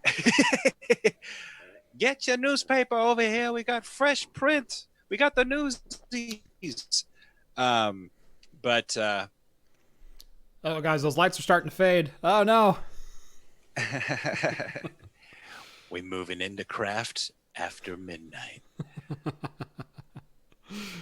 But anyway, yeah, with the amount of money that you save, like cutting the cord on cable and things like that, I took some of that money and I got a local newspaper subscription. And now I subscribe to content creators and stuff that I really enjoy. And if I can only afford $1, I just give them $1. It's like I have a set Patreon budget, and I kind of shift that around. Some people have gotten it for a lot longer than others. Some people might get a bigger amount for a shorter time. It just kind of depends on what I'm in the mood for. But like the whole point of a Patreon is not to like bleed yourself dry to like support people. So, don't do that. But if you have $1 a month, then you get to come in and join the Discord, baby. That's right. And for those who don't know, we've been doing an after party on Discord every Wednesday night after the show for between 1 and however many hours. I don't want to say how many because I used to have to work on Thursdays. And in fact, I still have to work on Thursdays. But it's a little different now. And my boss sucks. Real hard ass. Like my current makes you carry all the heavy stuff everywhere. He's a hard ass. He makes me carry everything from the garage down to the basement here. But he does all the driving, which is pretty nice. He does. Pays for all the lunches, which are great. Yeah. Buys me beer. Hey, Nub says, $1 a month isn't much, but how does one support you without spending money? Just viewing? Viewing, sharing. Sharing is huge. Liking, interacting. Anything you do on YouTube within the page that you're on counts as support for the creator. So if you click on a video and you don't skip the ad, watch the 30 seconds. You'll get it back. I promise. Watch the 30-second ad at the beginning. Watch their entire video. Don't bomb out a third of the way through unless you don't like the content. But if you enjoy what they're doing, or if you enjoy the person, even if this video is not like doing it for you, just watch it through to the end. Because those metrics are very, very high. Watch time is probably the number one metric on YouTube right now. How long do I keep eyeballs on my screen? Is what gets me recommended right now. Like the video. Leave a comment down below. Tell me what you liked. Tell me what you didn't like. Argue with me. Yell at me. Call me an idiot. Tell me I'm great.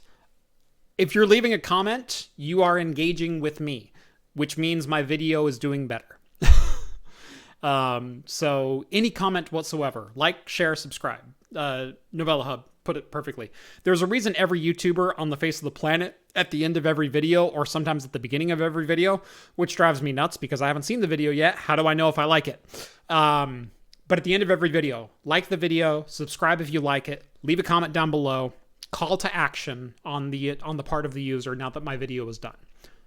But that does wonders if everyone starts doing it. So Yeah, if you like the content, watch the content, enjoy the content, interact with the content, and donate if you can. Click the Amazon links. Any link down below that anyone provides is likely an affiliated link. Just assume it is. Do business there.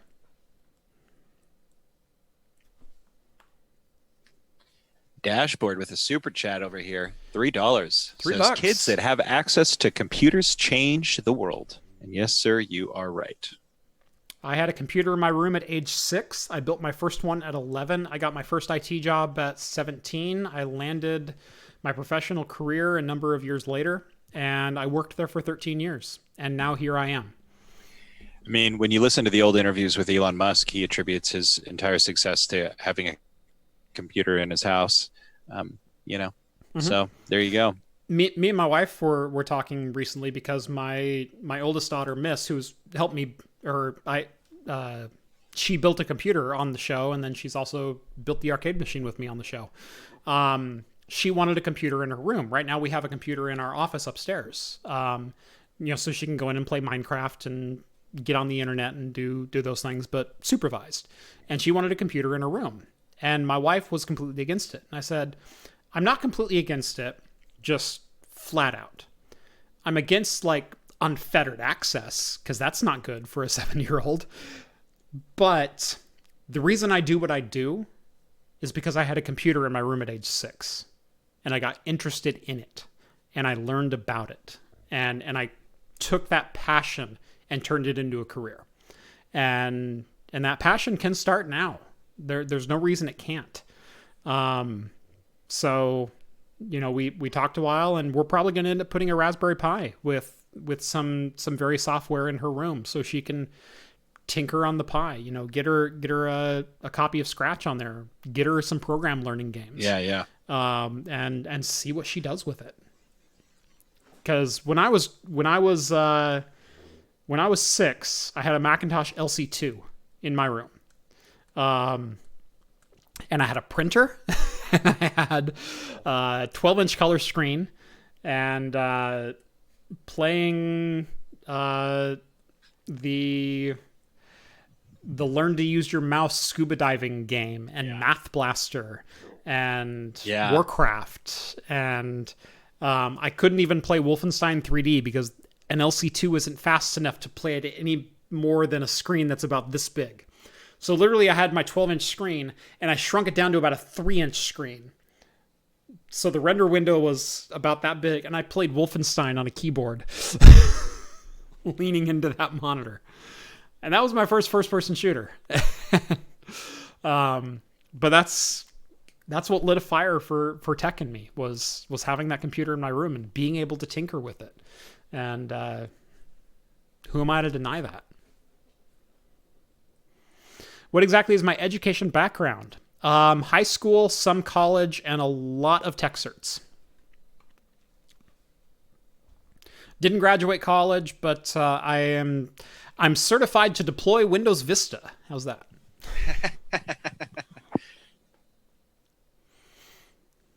Basically, any server technology from Microsoft 2008, I'm your guy.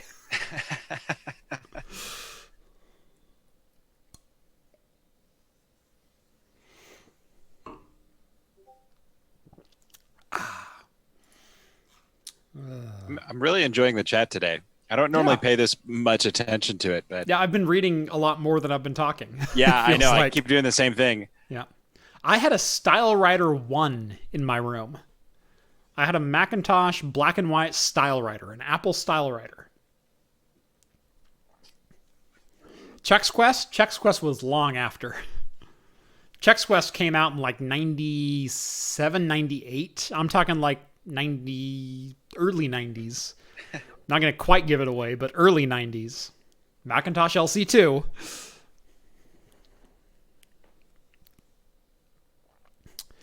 Sin City, there you go. Started with Linux OS when it first came out back in 1990, and I still use it every day. I didn't start dabbling in Linux until the late 90s, early 2000s. I remember... Gosh, what was I on back then? I can't remember what distro of Linux I dabbled with back then, but yeah, like 2000, 2001. I remember I had a distro of Linux running on a desktop at my house. I remember 2003, maybe four. I had a very early version of Ubuntu installed on, I think, a PowerPC G3, Macintosh G3 tower. And that was a lot of fun. Gave a little new life to a Mac that was a couple years old. We had an Apple II Plus. I have an Apple IIgs in my garage that works right now. You know, Craft computing started with my brother's 386. Used to mess with it. Used to mess it up and reformat and install DOS and Win311 before he came home from school, wondering where all his files went. Good memories.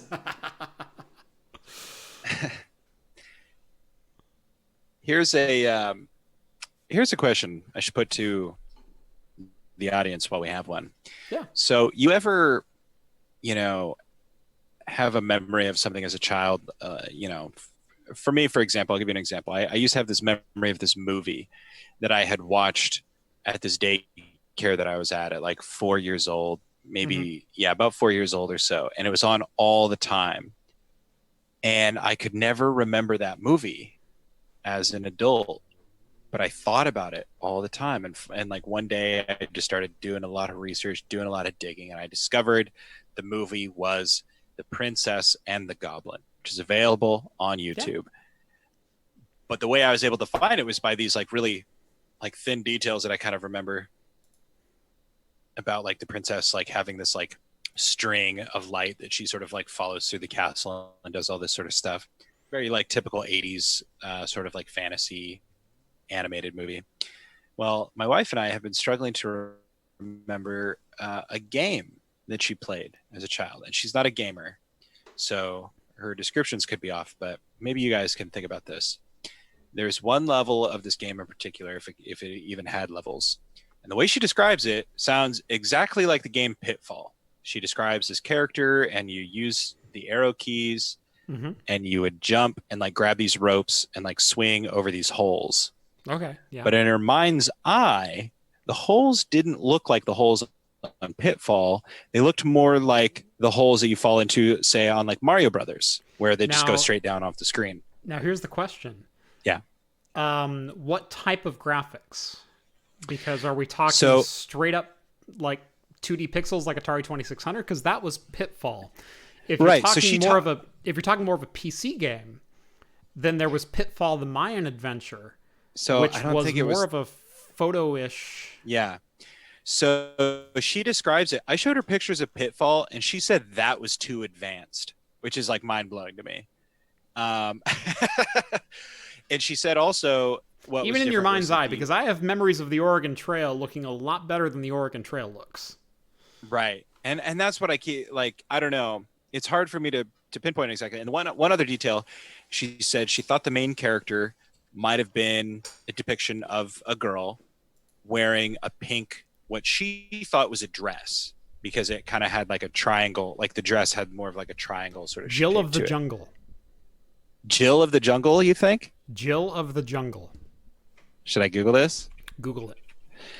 I came up with one that it's a brunette heroine wearing kind of like a Tarzan style outfit, but you can swing ropes, you can jump over holes. It's a platform style game. I might have to show her this later. Yeah. Try that. I didn't find this. And it's got the black background like she was talking about. Mm-hmm. The one that I kind of came up with was a Konami game, and it was called Castlevania. No, not Castlevania. Get out of here. I still remember that intro. I found it by Googling Pitfall knockoffs. Oh, sorry. Get out of here with your Castlevania. The one that I found, it's that a Pitfall knockoff. Close, you understand that? It was a Konami game for the MSX called Athletic Land, but I have no idea how she would have played that. She said that it was on a floppy disk. So I don't know. If you Google Athletic Land, some of the images kind of match, but not quite the way the holes are. Yeah, see, Jap Willem says Jill of the Jungle's too new. Wears green, but otherwise it kind of matches the description. Yeah. It's That been was the closest driving thing me I could think crazy. of to what he was describing. That was before Mayan Adventure, but after Pitfall. Yeah, and it's kind of the right era, you know. I mean, this is Right. the thing. Like, she's playing this like mid Like '90s, 89 to 94 kind of thing. Yeah. right? And you know, I successfully found one of the games she was talking about. She was describing this one game where she's like, I think you could like do this hacky sack, and sometimes a bird would fly over. It's like, oh, California games. California games. Yeah, and so we nailed that one, but this other one that we couldn't remember exactly. So we've been going through it, but. Bloop.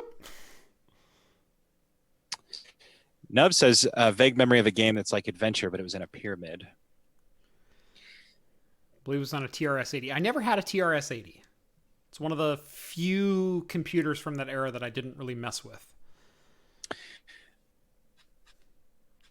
Yeah, the problem is like you go back to a certain era and there's just so many games and so many like knockoffs of games. Yeah. Like back then, game clones sometimes are known better than the original games. Yeah, exactly. And so it's really hard to like really kind of pinpoint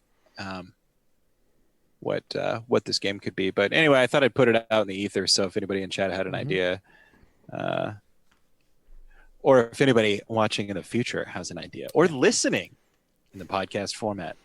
Yeah, Jill of the Jungle is the closest thing that I can think of that matches that description. I'm pretty impressed with your poll on that because like looking at it, like some of the images like are pretty spot on. Yeah. The only thing that isn't right is the clothes. Yeah. And like perhaps maybe even the idea of the graphics being worse than Pitfall, but like I don't know. I'm willing to look at anything. I'll show her pictures of this when we're done. Yeah, I'm curious to find out.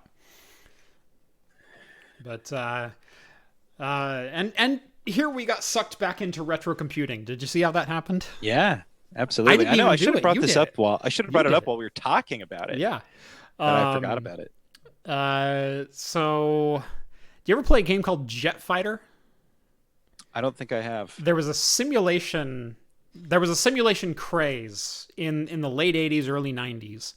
And there was a series of games called Jet Fighter, and I specifically remember playing Jet Fighter 2, which was Jet Fighter 2 Tactical something or whatever.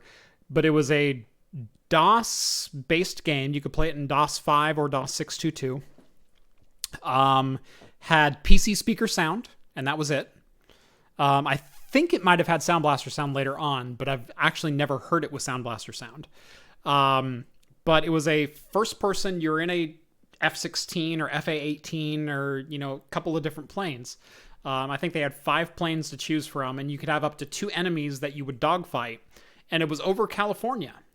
And so you could take off from San Francisco International. You could take off from an aircraft carrier just off the bay. You could take off from a couple different locations, but it was a fairly large map.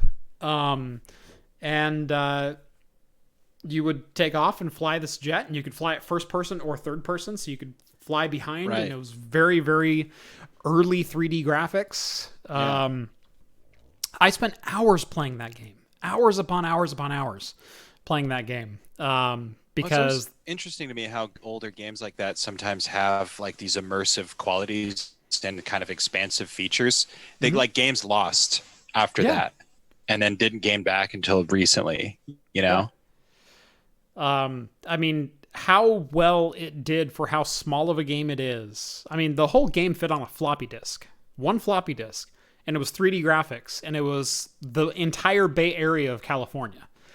I mean, obviously not perfectly rendered. And there was very limited topology and everything. But there was an aircraft carrier. There were 12 different models of planes. You could gun down MiG-2s and things like that.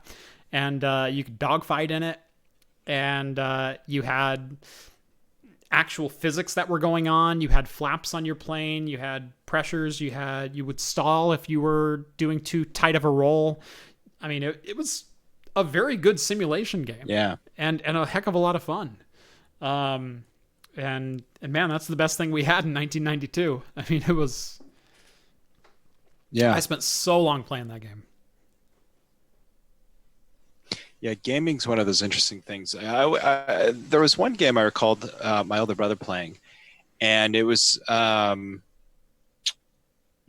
sort of space travel game, but like planets had gravity and rotation and revolutions and like movement and all of these different sorts of things. And we're taught like this was a game I'm 100% positive was like from the 80s. Yeah. And you play it and it has all of these features that like we've come to think of as like revolutionary when games like No Man's Sky or something comes out. We're like, what? Right. Planets moving? What? Like all that, like it's just crazy to me like what game programmers and developers were able and willing to do back in the day. And then it's like graphics and stuff kind of like took over and right. Well, gaming goes in swings. It is look at how pretty it is, look at how immersive it is. Look at how pretty it is, look at how immersive it is. Right. And so we've kind of gotten past the point, I feel, where we can say look how pretty a game is. Because we've reached this point where increasing resolution isn't going to do much. Increasing, voxel count isn't going to do much to round out features or to, we've gotten to the point where we can, render 1080p at 4K using DLSS with 1% performance hit. Yeah. And so resolution isn't the game anymore, and texture detail isn't the game anymore, because those are all to the point where we're all very happy with the results. Well, and then you put out something that's a 1 million man hour project like Red Dead Redemption 2 and it looks impeccable. Yeah. And I can't even begin to think of the numbers. I picked the wrong two games in my mind, but I was like, but then you have something like Owlboy, which is like reminiscent of like the SNES style, and it's shipping tens of millions of copies just the same. Right. So it is kind of one of those things where,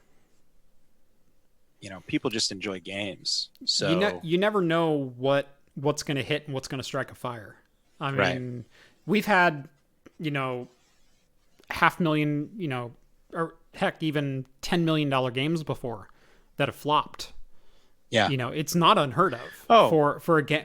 Look at No Man's Sky. Yeah. Look at No Man's Sky. The marketing that Sony put behind that. I believe they bought rights to that game for something like $50 million to be able to debut it on Sony. Yeah. And Sony pushed the development of it, and that game was a flop. Now, to their credit, to the developers' credit, I've never seen a game before turn around like that game has. Yeah. Well, and it's because I think the developers knew what the game was going to be. Mm-hmm. And I think that is the longest TH I've ever heard in my life. Yeah. Yeah. That's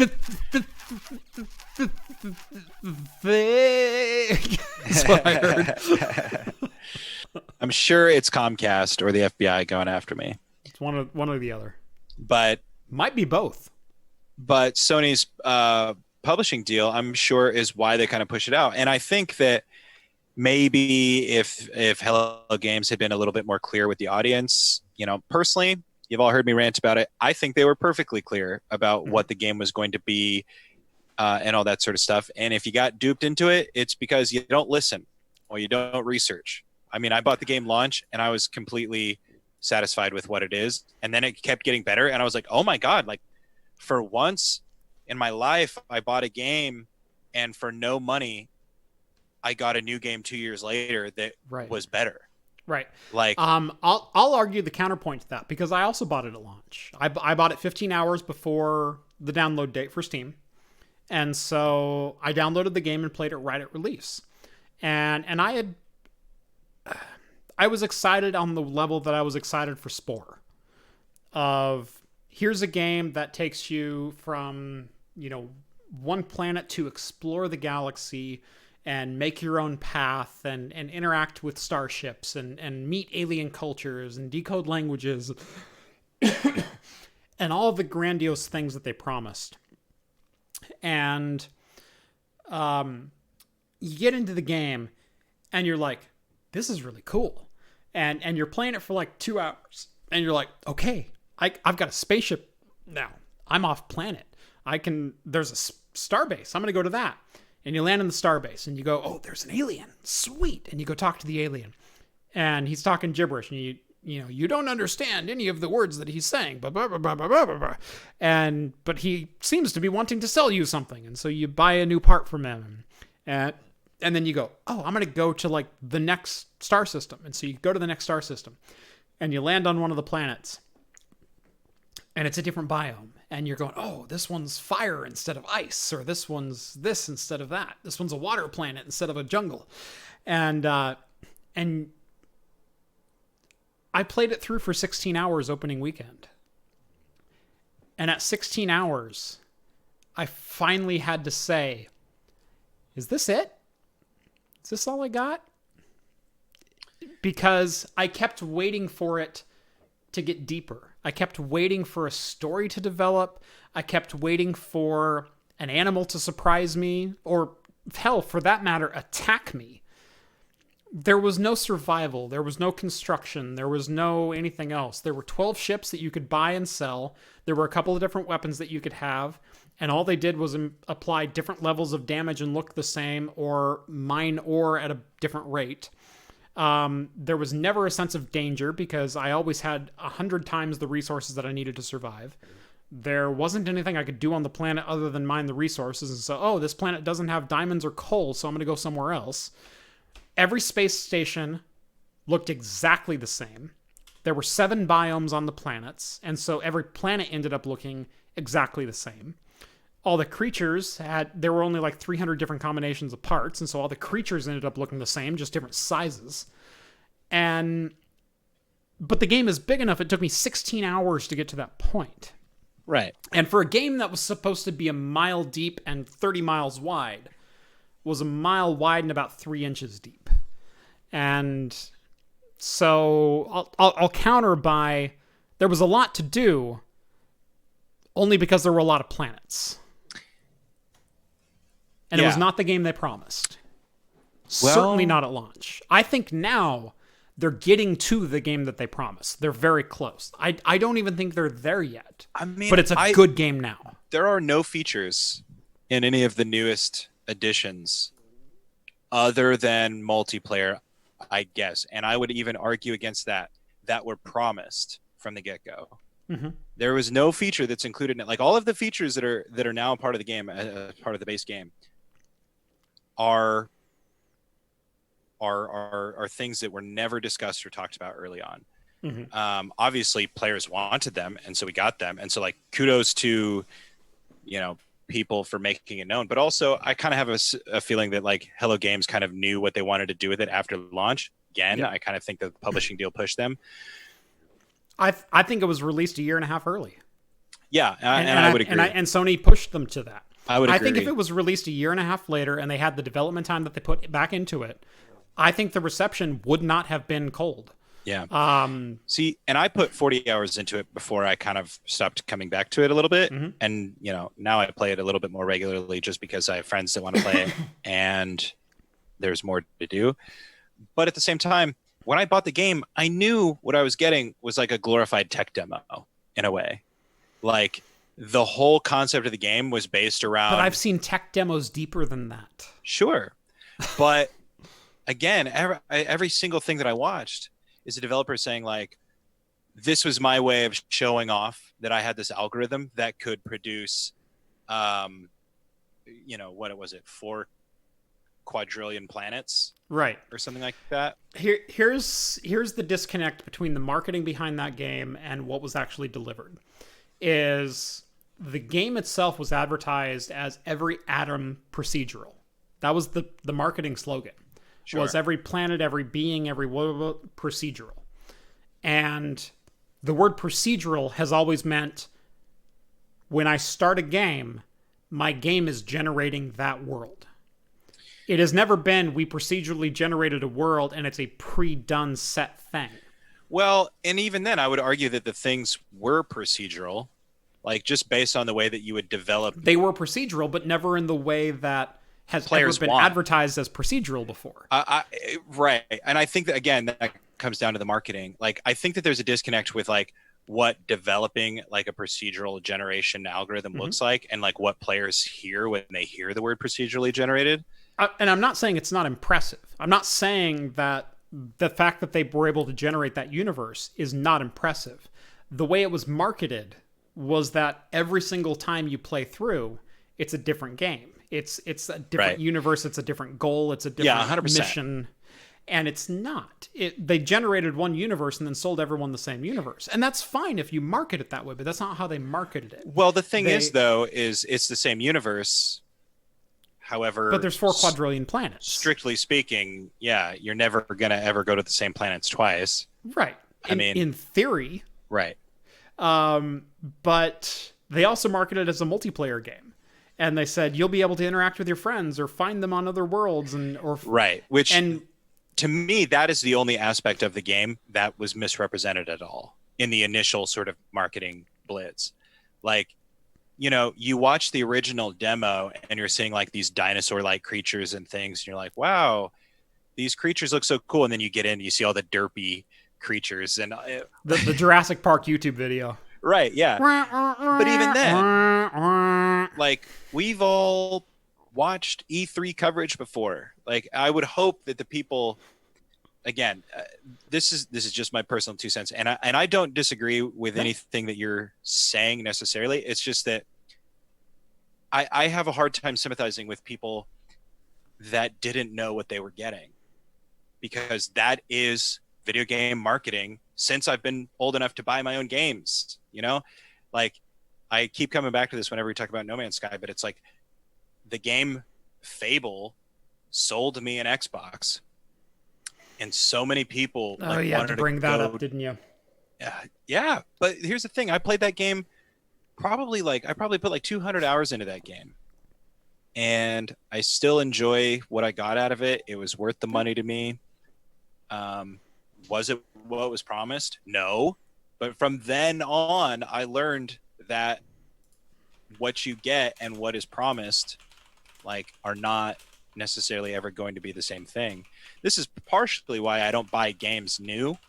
This is kind of why I wait to sort of see reviews and things like that, except for notable exceptions: No Man's Sky and Red Dead Redemption and Spider-Man. Yeah. Which all were like, you know, No Man's Sky is probably the weakest installment out of those, but maybe not anymore. If it was released as it is now, it probably. I think if No Man's Sky was released today in the form that it is, it'd be a great game. Yeah. Like I said, had it not been released the time that it was released and the shape that it was released in, it wouldn't have had that reception. The problem is it was. Right. And yeah, you're not wrong. So, and I'm not saying they didn't do an amazing 180. I'm saying they probably did a historically great redemption of that game. Yeah, I don't think there's anybody out there that could say that it's not a good game or that it isn't a night and day difference from what it used to be. Even I say that. Right. You know, but here's what I propose to you. You spent 16 hours playing it, and maybe that was 16 hours too long, you know, given that, you know, you found yourself repeating yourself. But, but was that worth $50? Well, I spent about $3 an hour playing that game. Just less than renting I've certainly had computer worse at a investments LAN in gaming in my life. Right. as far as game time. If I look at enjoyment of the game, which you have to quantify somehow. Yeah. Sure. I mean, there's qualitative values, there's quantitative values. You have to qualify, did I enjoy the game? I enjoyed the first couple hours of the game. I would say I thoroughly enjoyed the first 2 to 3 hours getting my spaceship off the ground, finding the resources, figuring out how to survive, doing those kinds of things. You know, taking those Minecraft-inspired, you know, style gameplay, building a couple of things, solving a couple of puzzles, and collecting enough resources and going, oh, now I have enough aluminum to create the reactor that I need to put in my ship to get off the ground. Once I got off the ground, the next 12 to 14 hours were spent going, there's got to be something more than this. What am I searching for? What am I going for? And all it was, oh, now you're off the ground. Now you're going to blow up asteroids and find this resource. And you're going to land on this planet. which is cold instead of hot. And that was it. And there was no redemption in the creatures, and you got used to the same look of everything. Where it was, yes, it was all procedural, but it was all procedural within the same 15% margin of error. Right. And that's kind of like the problem when you look at programming like true random, is that like if you just program true random, it's actually like almost the least random thing possible. Right. Because it's so random that it's like predictable. Yeah. So whenever you're programming, had they included an improbability drive, I probably would have gotten more enjoyment out of that game. Exactly. So I always think that was like kind of the issue with like, especially like the rubber duck, car, banana. Hey, we're there. Yeah. It's interesting because our first takes on it are different. But again, I kind of, I keep coming back to it. It's like I was following every press release, every interview, every single thing. And I just wasn't surprised. Like, and people were like, well, he promised us multiplayer. I was like, I watched that same interview. And like, he said it was possible, but unlikely that you would ever run into other players. And he did kind of make it sound like at release, it was not possible to run into other players. Right. Yeah. Yeah. Two players went to the same planet at the same time, at the same location, found the same monument, and there was no other player there. Like, they tracked each other down and they tested it. Yeah. And it didn't exist. Yeah. And so that's a problem. Yeah. That's a problem from a marketing standpoint. That's a problem from a delivery standpoint. Yeah. And so it's things like that made people upset with the marketing. Because if, let's say, it's procedural but not. We procedurally generated this thing and then we shipped the same package. You can say, yeah, but there's 4 trillion planets, quadrillion planets, whatever. You could go, it has, layers of customization for your starship. Right. And there's 7 different starships and 12 different parts for it. Okay, it's not what we expected, but I guess you delivered it. When you say there's multiplayer in a game, it's just unlikely you'll find someone else, and you're standing in the same spot and they're not there.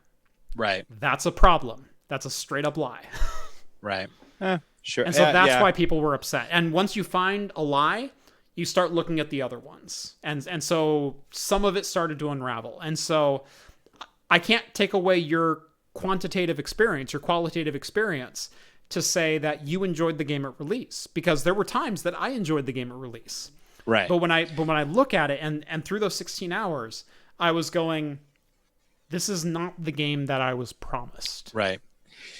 And that's where I wound up. And enjoyable or not, this is as far as I'm going to go with it. Right. Yeah. Well, to be fair, I didn't go past like 40 hours until they updated it or anything. Right. It is kind of interesting. It just took you 24 more hours. Right. And it's interesting, like hearing you describe the procedural generation. I wonder if there's some sort of disconnect on the way that it's handled as well, because the way you were describing it, maybe I just misunderstood you, but I'm fairly certain, like, so it's obviously a persistent universe where one player's sort of discoveries are then uploaded to the server. Right. But my understanding is that things were generated as you discovered it. So when you flew into a new star system, that star system was generated and the creatures were generated, and they didn't exist before. I believe they said later on the star map was already generated. The planets that exist are already planets within a map. When you discover a planet, you discover biomes. What planet it is, you discover what biomes are there, and it generates the creatures there. Gotcha. And then once those are generated, those are uploaded and those are permanent. Gotcha. Is how I understood it. But it was already generated in some fashion. And again, if that's your only marketing fallacy, that like we generated the star map already, and then as you discover a planet, it's uploaded, but then your friends can come join you on planet, that's fine. People go, oh, that's a smart way to do it. That's a smart way to not ship a 300 gigabyte game, right? And still let everyone be able to download it and play it, right? But when all of a sudden your friends aren't on planet with you, and it was already pre-generated. Right. Well, I remember that was kind of like a big thing. Now you start poking holes in everything. Right. And that was like a big thing that kind of like shocked a lot of people. I remember like the way that they tested to make sure like the procedural generation algorithm was functioning is that they would like basically send a bot through all of these, just to fly through all these star systems and create them and basically take pictures and upload them to their spreadsheet or whatever and make sure things are looking okay. And people are like, what? The universe already exists? And they're like, no, we're going to scrub it. Like, we're going to scrub all this stuff when we're done. So you guys get a fresh thing. This is just us testing the program, make sure it's all there, you know? And I think there was even like some people that like got into the game like early, so they had to like scrub the universe like on launch or something, maybe. I don't know. Yeah. But, there were some people who got early release copies and they were generating things and they didn't like what they generated, and so they had to scrub it at release. That was a whole fiasco as well. Yeah. And so it just everything about the launch, and like I said, once you start poking a couple holes in some major subjects, everything is subject to scrutiny. And there was scrutiny all around, regardless of justification for that level of scrutiny, or had that existed in a bubble. Like I said, had, you know, oh, the creatures are only generated on your computer when you discover that planet, and then we upload them, and then that is the creature that exists on that planet for everyone, so you're doing the procedural generation and whatnot, and whatnot. It's like, okay, that's not what you told us, but I'll accept that. That's totally cool, because it's still procedurally generated, it's still a random universe. If that was the biggest lie, no one would have cared. But there were so many false truths, half-truths. The E3 presentation before launch, like 6 months before launch, had what's his name? Sean, I think his name was, standing on stage doing a demo of the game, which was a pre-recorded video. Yeah. Because they didn't have the game ready. Right. Yeah, and again, I think that just ties into the whole fiasco of like Sony's publishing deal and all that sort of stuff. I don't know. My whole thing. And I blame Sony for all of this. I don't blame Hello Games for a bit. Well, that's the thing. It's like the Hello Games knew what they were about and knew what they wanted to do. And, you know, the whole point of the game, you know, it came out of an argument that Sean, I think his name is Sean Murray, right? Or something like that. Sean Murray, yeah. There you go. He had like an argument with somebody. He had an argument with somebody who was like, well, you can't, you know, create an algorithm that has this many, you know, planets in it. And he's like, what? Yeah, you can. And that's how the game was born. Right. It was like, absolutely, I can do it. Yeah. So it's really, you know, that's why I would say it's like kind of a glorified tech demo, because that's sort of the way it is. Obviously, it's so much more now. Right. And if you guys haven't played it, it's definitely worth it now, especially if you get it on sale. I would agree. You, like, just building things. You know, one thing about the game, and this is one thing a lot of people didn't enjoy about it that I really did, is people are saying, like, it's so boring, I'm so lonely, and blah, blah, blah, blah, blah. Oh, man, I love when a game captures that feeling really well. Like, yeah, Minecraft always kind of had that early on, and you just get this nice ambient music. Oh, also the procedural soundtrack in No Man's Sky, really cool. That was good. Yeah, I think that's what do you call it? Like a post-rock band. I think they're called like 65 Days of Static. Yeah. They are on a podcast talking about it, a podcast called The Sound Test. Mm-hmm. If anybody wants to look into that, it's pretty cool. But the loneliness, like Minecraft had that with the ambient soundtrack. You're just walking through this like huge empty world. Freaking Breath of the Wild captured that so well for me too. Yes. Like people complain about Breath of the Wild feeling so empty. That's like my favorite part about that game.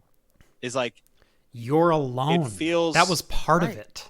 Right. This is a broken world. Yes, exactly, man. And the soundtrack is so good for Breath of the Wild. Like I love just the departure from like the typical sort of like Zelda vibe that they go for. Yeah, and it's so much more just like intimate with that dry piano and all that sort of stuff. Like it just it's so good. Yeah. And there's a lot of games that capture it pretty well, but those are the ones that I always think of anyways when I'm playing No Man's Sky. Yep. All right, it's about 15 past the hour. Yes, sir. We got one quick little blurb. Beavis and Butthead coming back to Comedy Central. How about that? Did you ever watch Beavis and Butthead? Yeah. Back in the day? Yeah, and I had like this Sega Genesis game and stuff. And yep. Yeah, most of my exposure to it was through the movie. I never really watched the show that much. Yeah, I watched it a little bit when it was on MTV. even though I was like the target demographic for it, it was never really my jam. Yeah. Like, this is no offense to Beavis and Butthead or the writers or the creators. I'm sure you're all fantastic and funny and brilliant people. But clever is always funnier than crude. And I've always found Beavis and Butthead to be more crude than funny, or crude in the sake of being funny. Yeah. So it was a cultural phenomenon, as they appropriately put it here in this article. Yeah. But it was never really my jam. Right. And the kind of the interesting thing back then is like there wasn't really anything like it. So I think that's part of like why it was so popular. Right. This predates, American Dad, Futurama. It was kind of in this. I'm 90% sure it predates South Park, right? Like, yes, it does. Yeah, it predates South Park. It was, it's after Simpsons had started, but Simpsons was kind of in its like fourth season lull or something like that. Well, and The Simpsons was much more like down to earth, right? Like, and clever, right. Like clever, not crude, like you said. Obviously, right. It had its crude parts, but yeah. But so anyway, yeah, Beavis and Butthead coming back. Not only Beavis and Butthead, but potential spin-offs has been signed on for a 2-season release. So they're like serious about doing this. It's not just a single season that's been signed, like give us 10 episodes and then we'll decide what we want to do with you. It's no, give us like 48 episodes kind of thing. So they're kind of doubling down on this. And the article makes a point of saying it makes a lot of sense right now to look more at animated features than it does to look at live action because of the current situation we're all in. Yeah. And that current situation has halted the production of hundreds of different TV shows and film. And whereas animators, if you've got a nice graphics tablet at home and you can draw to your heart's content, you can render, you can do whatever you need. The studio, when it comes to equipment, money's no object. And so, you need a $5,000 workstation to create this. Here you go. It's kind of interesting when like real world things have like ripple effects in our shows and entertainment. Like one thing I always think about was like the writer's strike in the 2000s. Like think about all the shows that you watched that had shortened seasons or like bad episodes or whatever because of this writer's strike. Like the honkening. Yeah. This is going to have like a ripple effect, and I think we're going to see more animated shows, and that's kind of been the consensus of a lot of people. I'm not obviously inventing that, but yeah, I think that's exciting and kind of fun. I mean, there's a lot of great animated TV out there. We'll see how Beavis and Butthead does. It sounds like they're taking to heart, like they're not going to try to make it what it was. They're going to try and keep it modern and stuff. Right. So check that out. Always interested to see something come around, 25 years later, and how does it play with this audience? Yeah.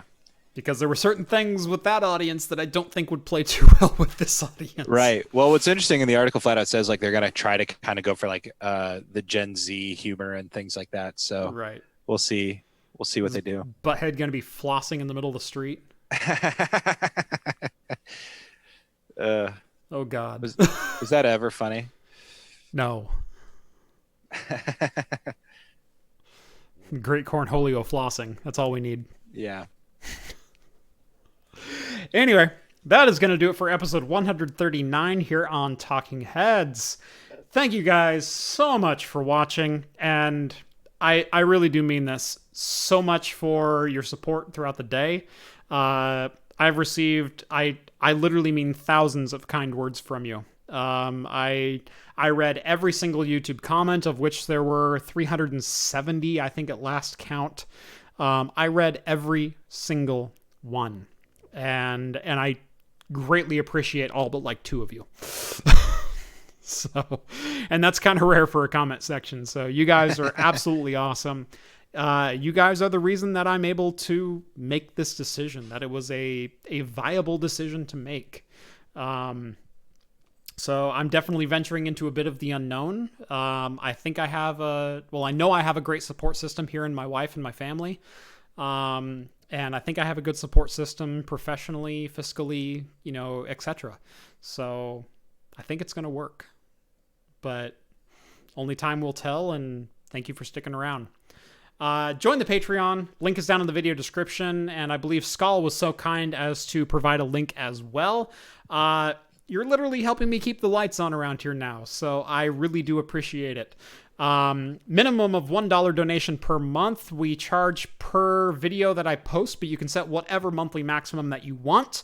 And that is the only way to get access to my Discord server, where you can chat with myself, Rhett, John, Steve, the whole crew at Talking Heads, and the 170 some odd people that are on the Discord. I know I've preached about this week in, week out. It's the best Discord server I've ever been on, and I am so proud that it is my community. You guys are awesome. Keep keeping it awesome. And yeah, go join it. Rhett, you can follow Rhett at Rhett is awesome on Twitter. Also at Game Devs Quest on Twitter to keep up with his latest happenings in the world of game dev or political talk, as it usually is. Often, yeah. Often, given the current climate, yes. It can't be helped. Yes. Follow me on Twitter at Craft Computing. Make sure to like this video, subscribe to Craft Computing if you haven't done so already, although you probably wouldn't be watching the show if you haven't already subscribed. If you are, how dare you?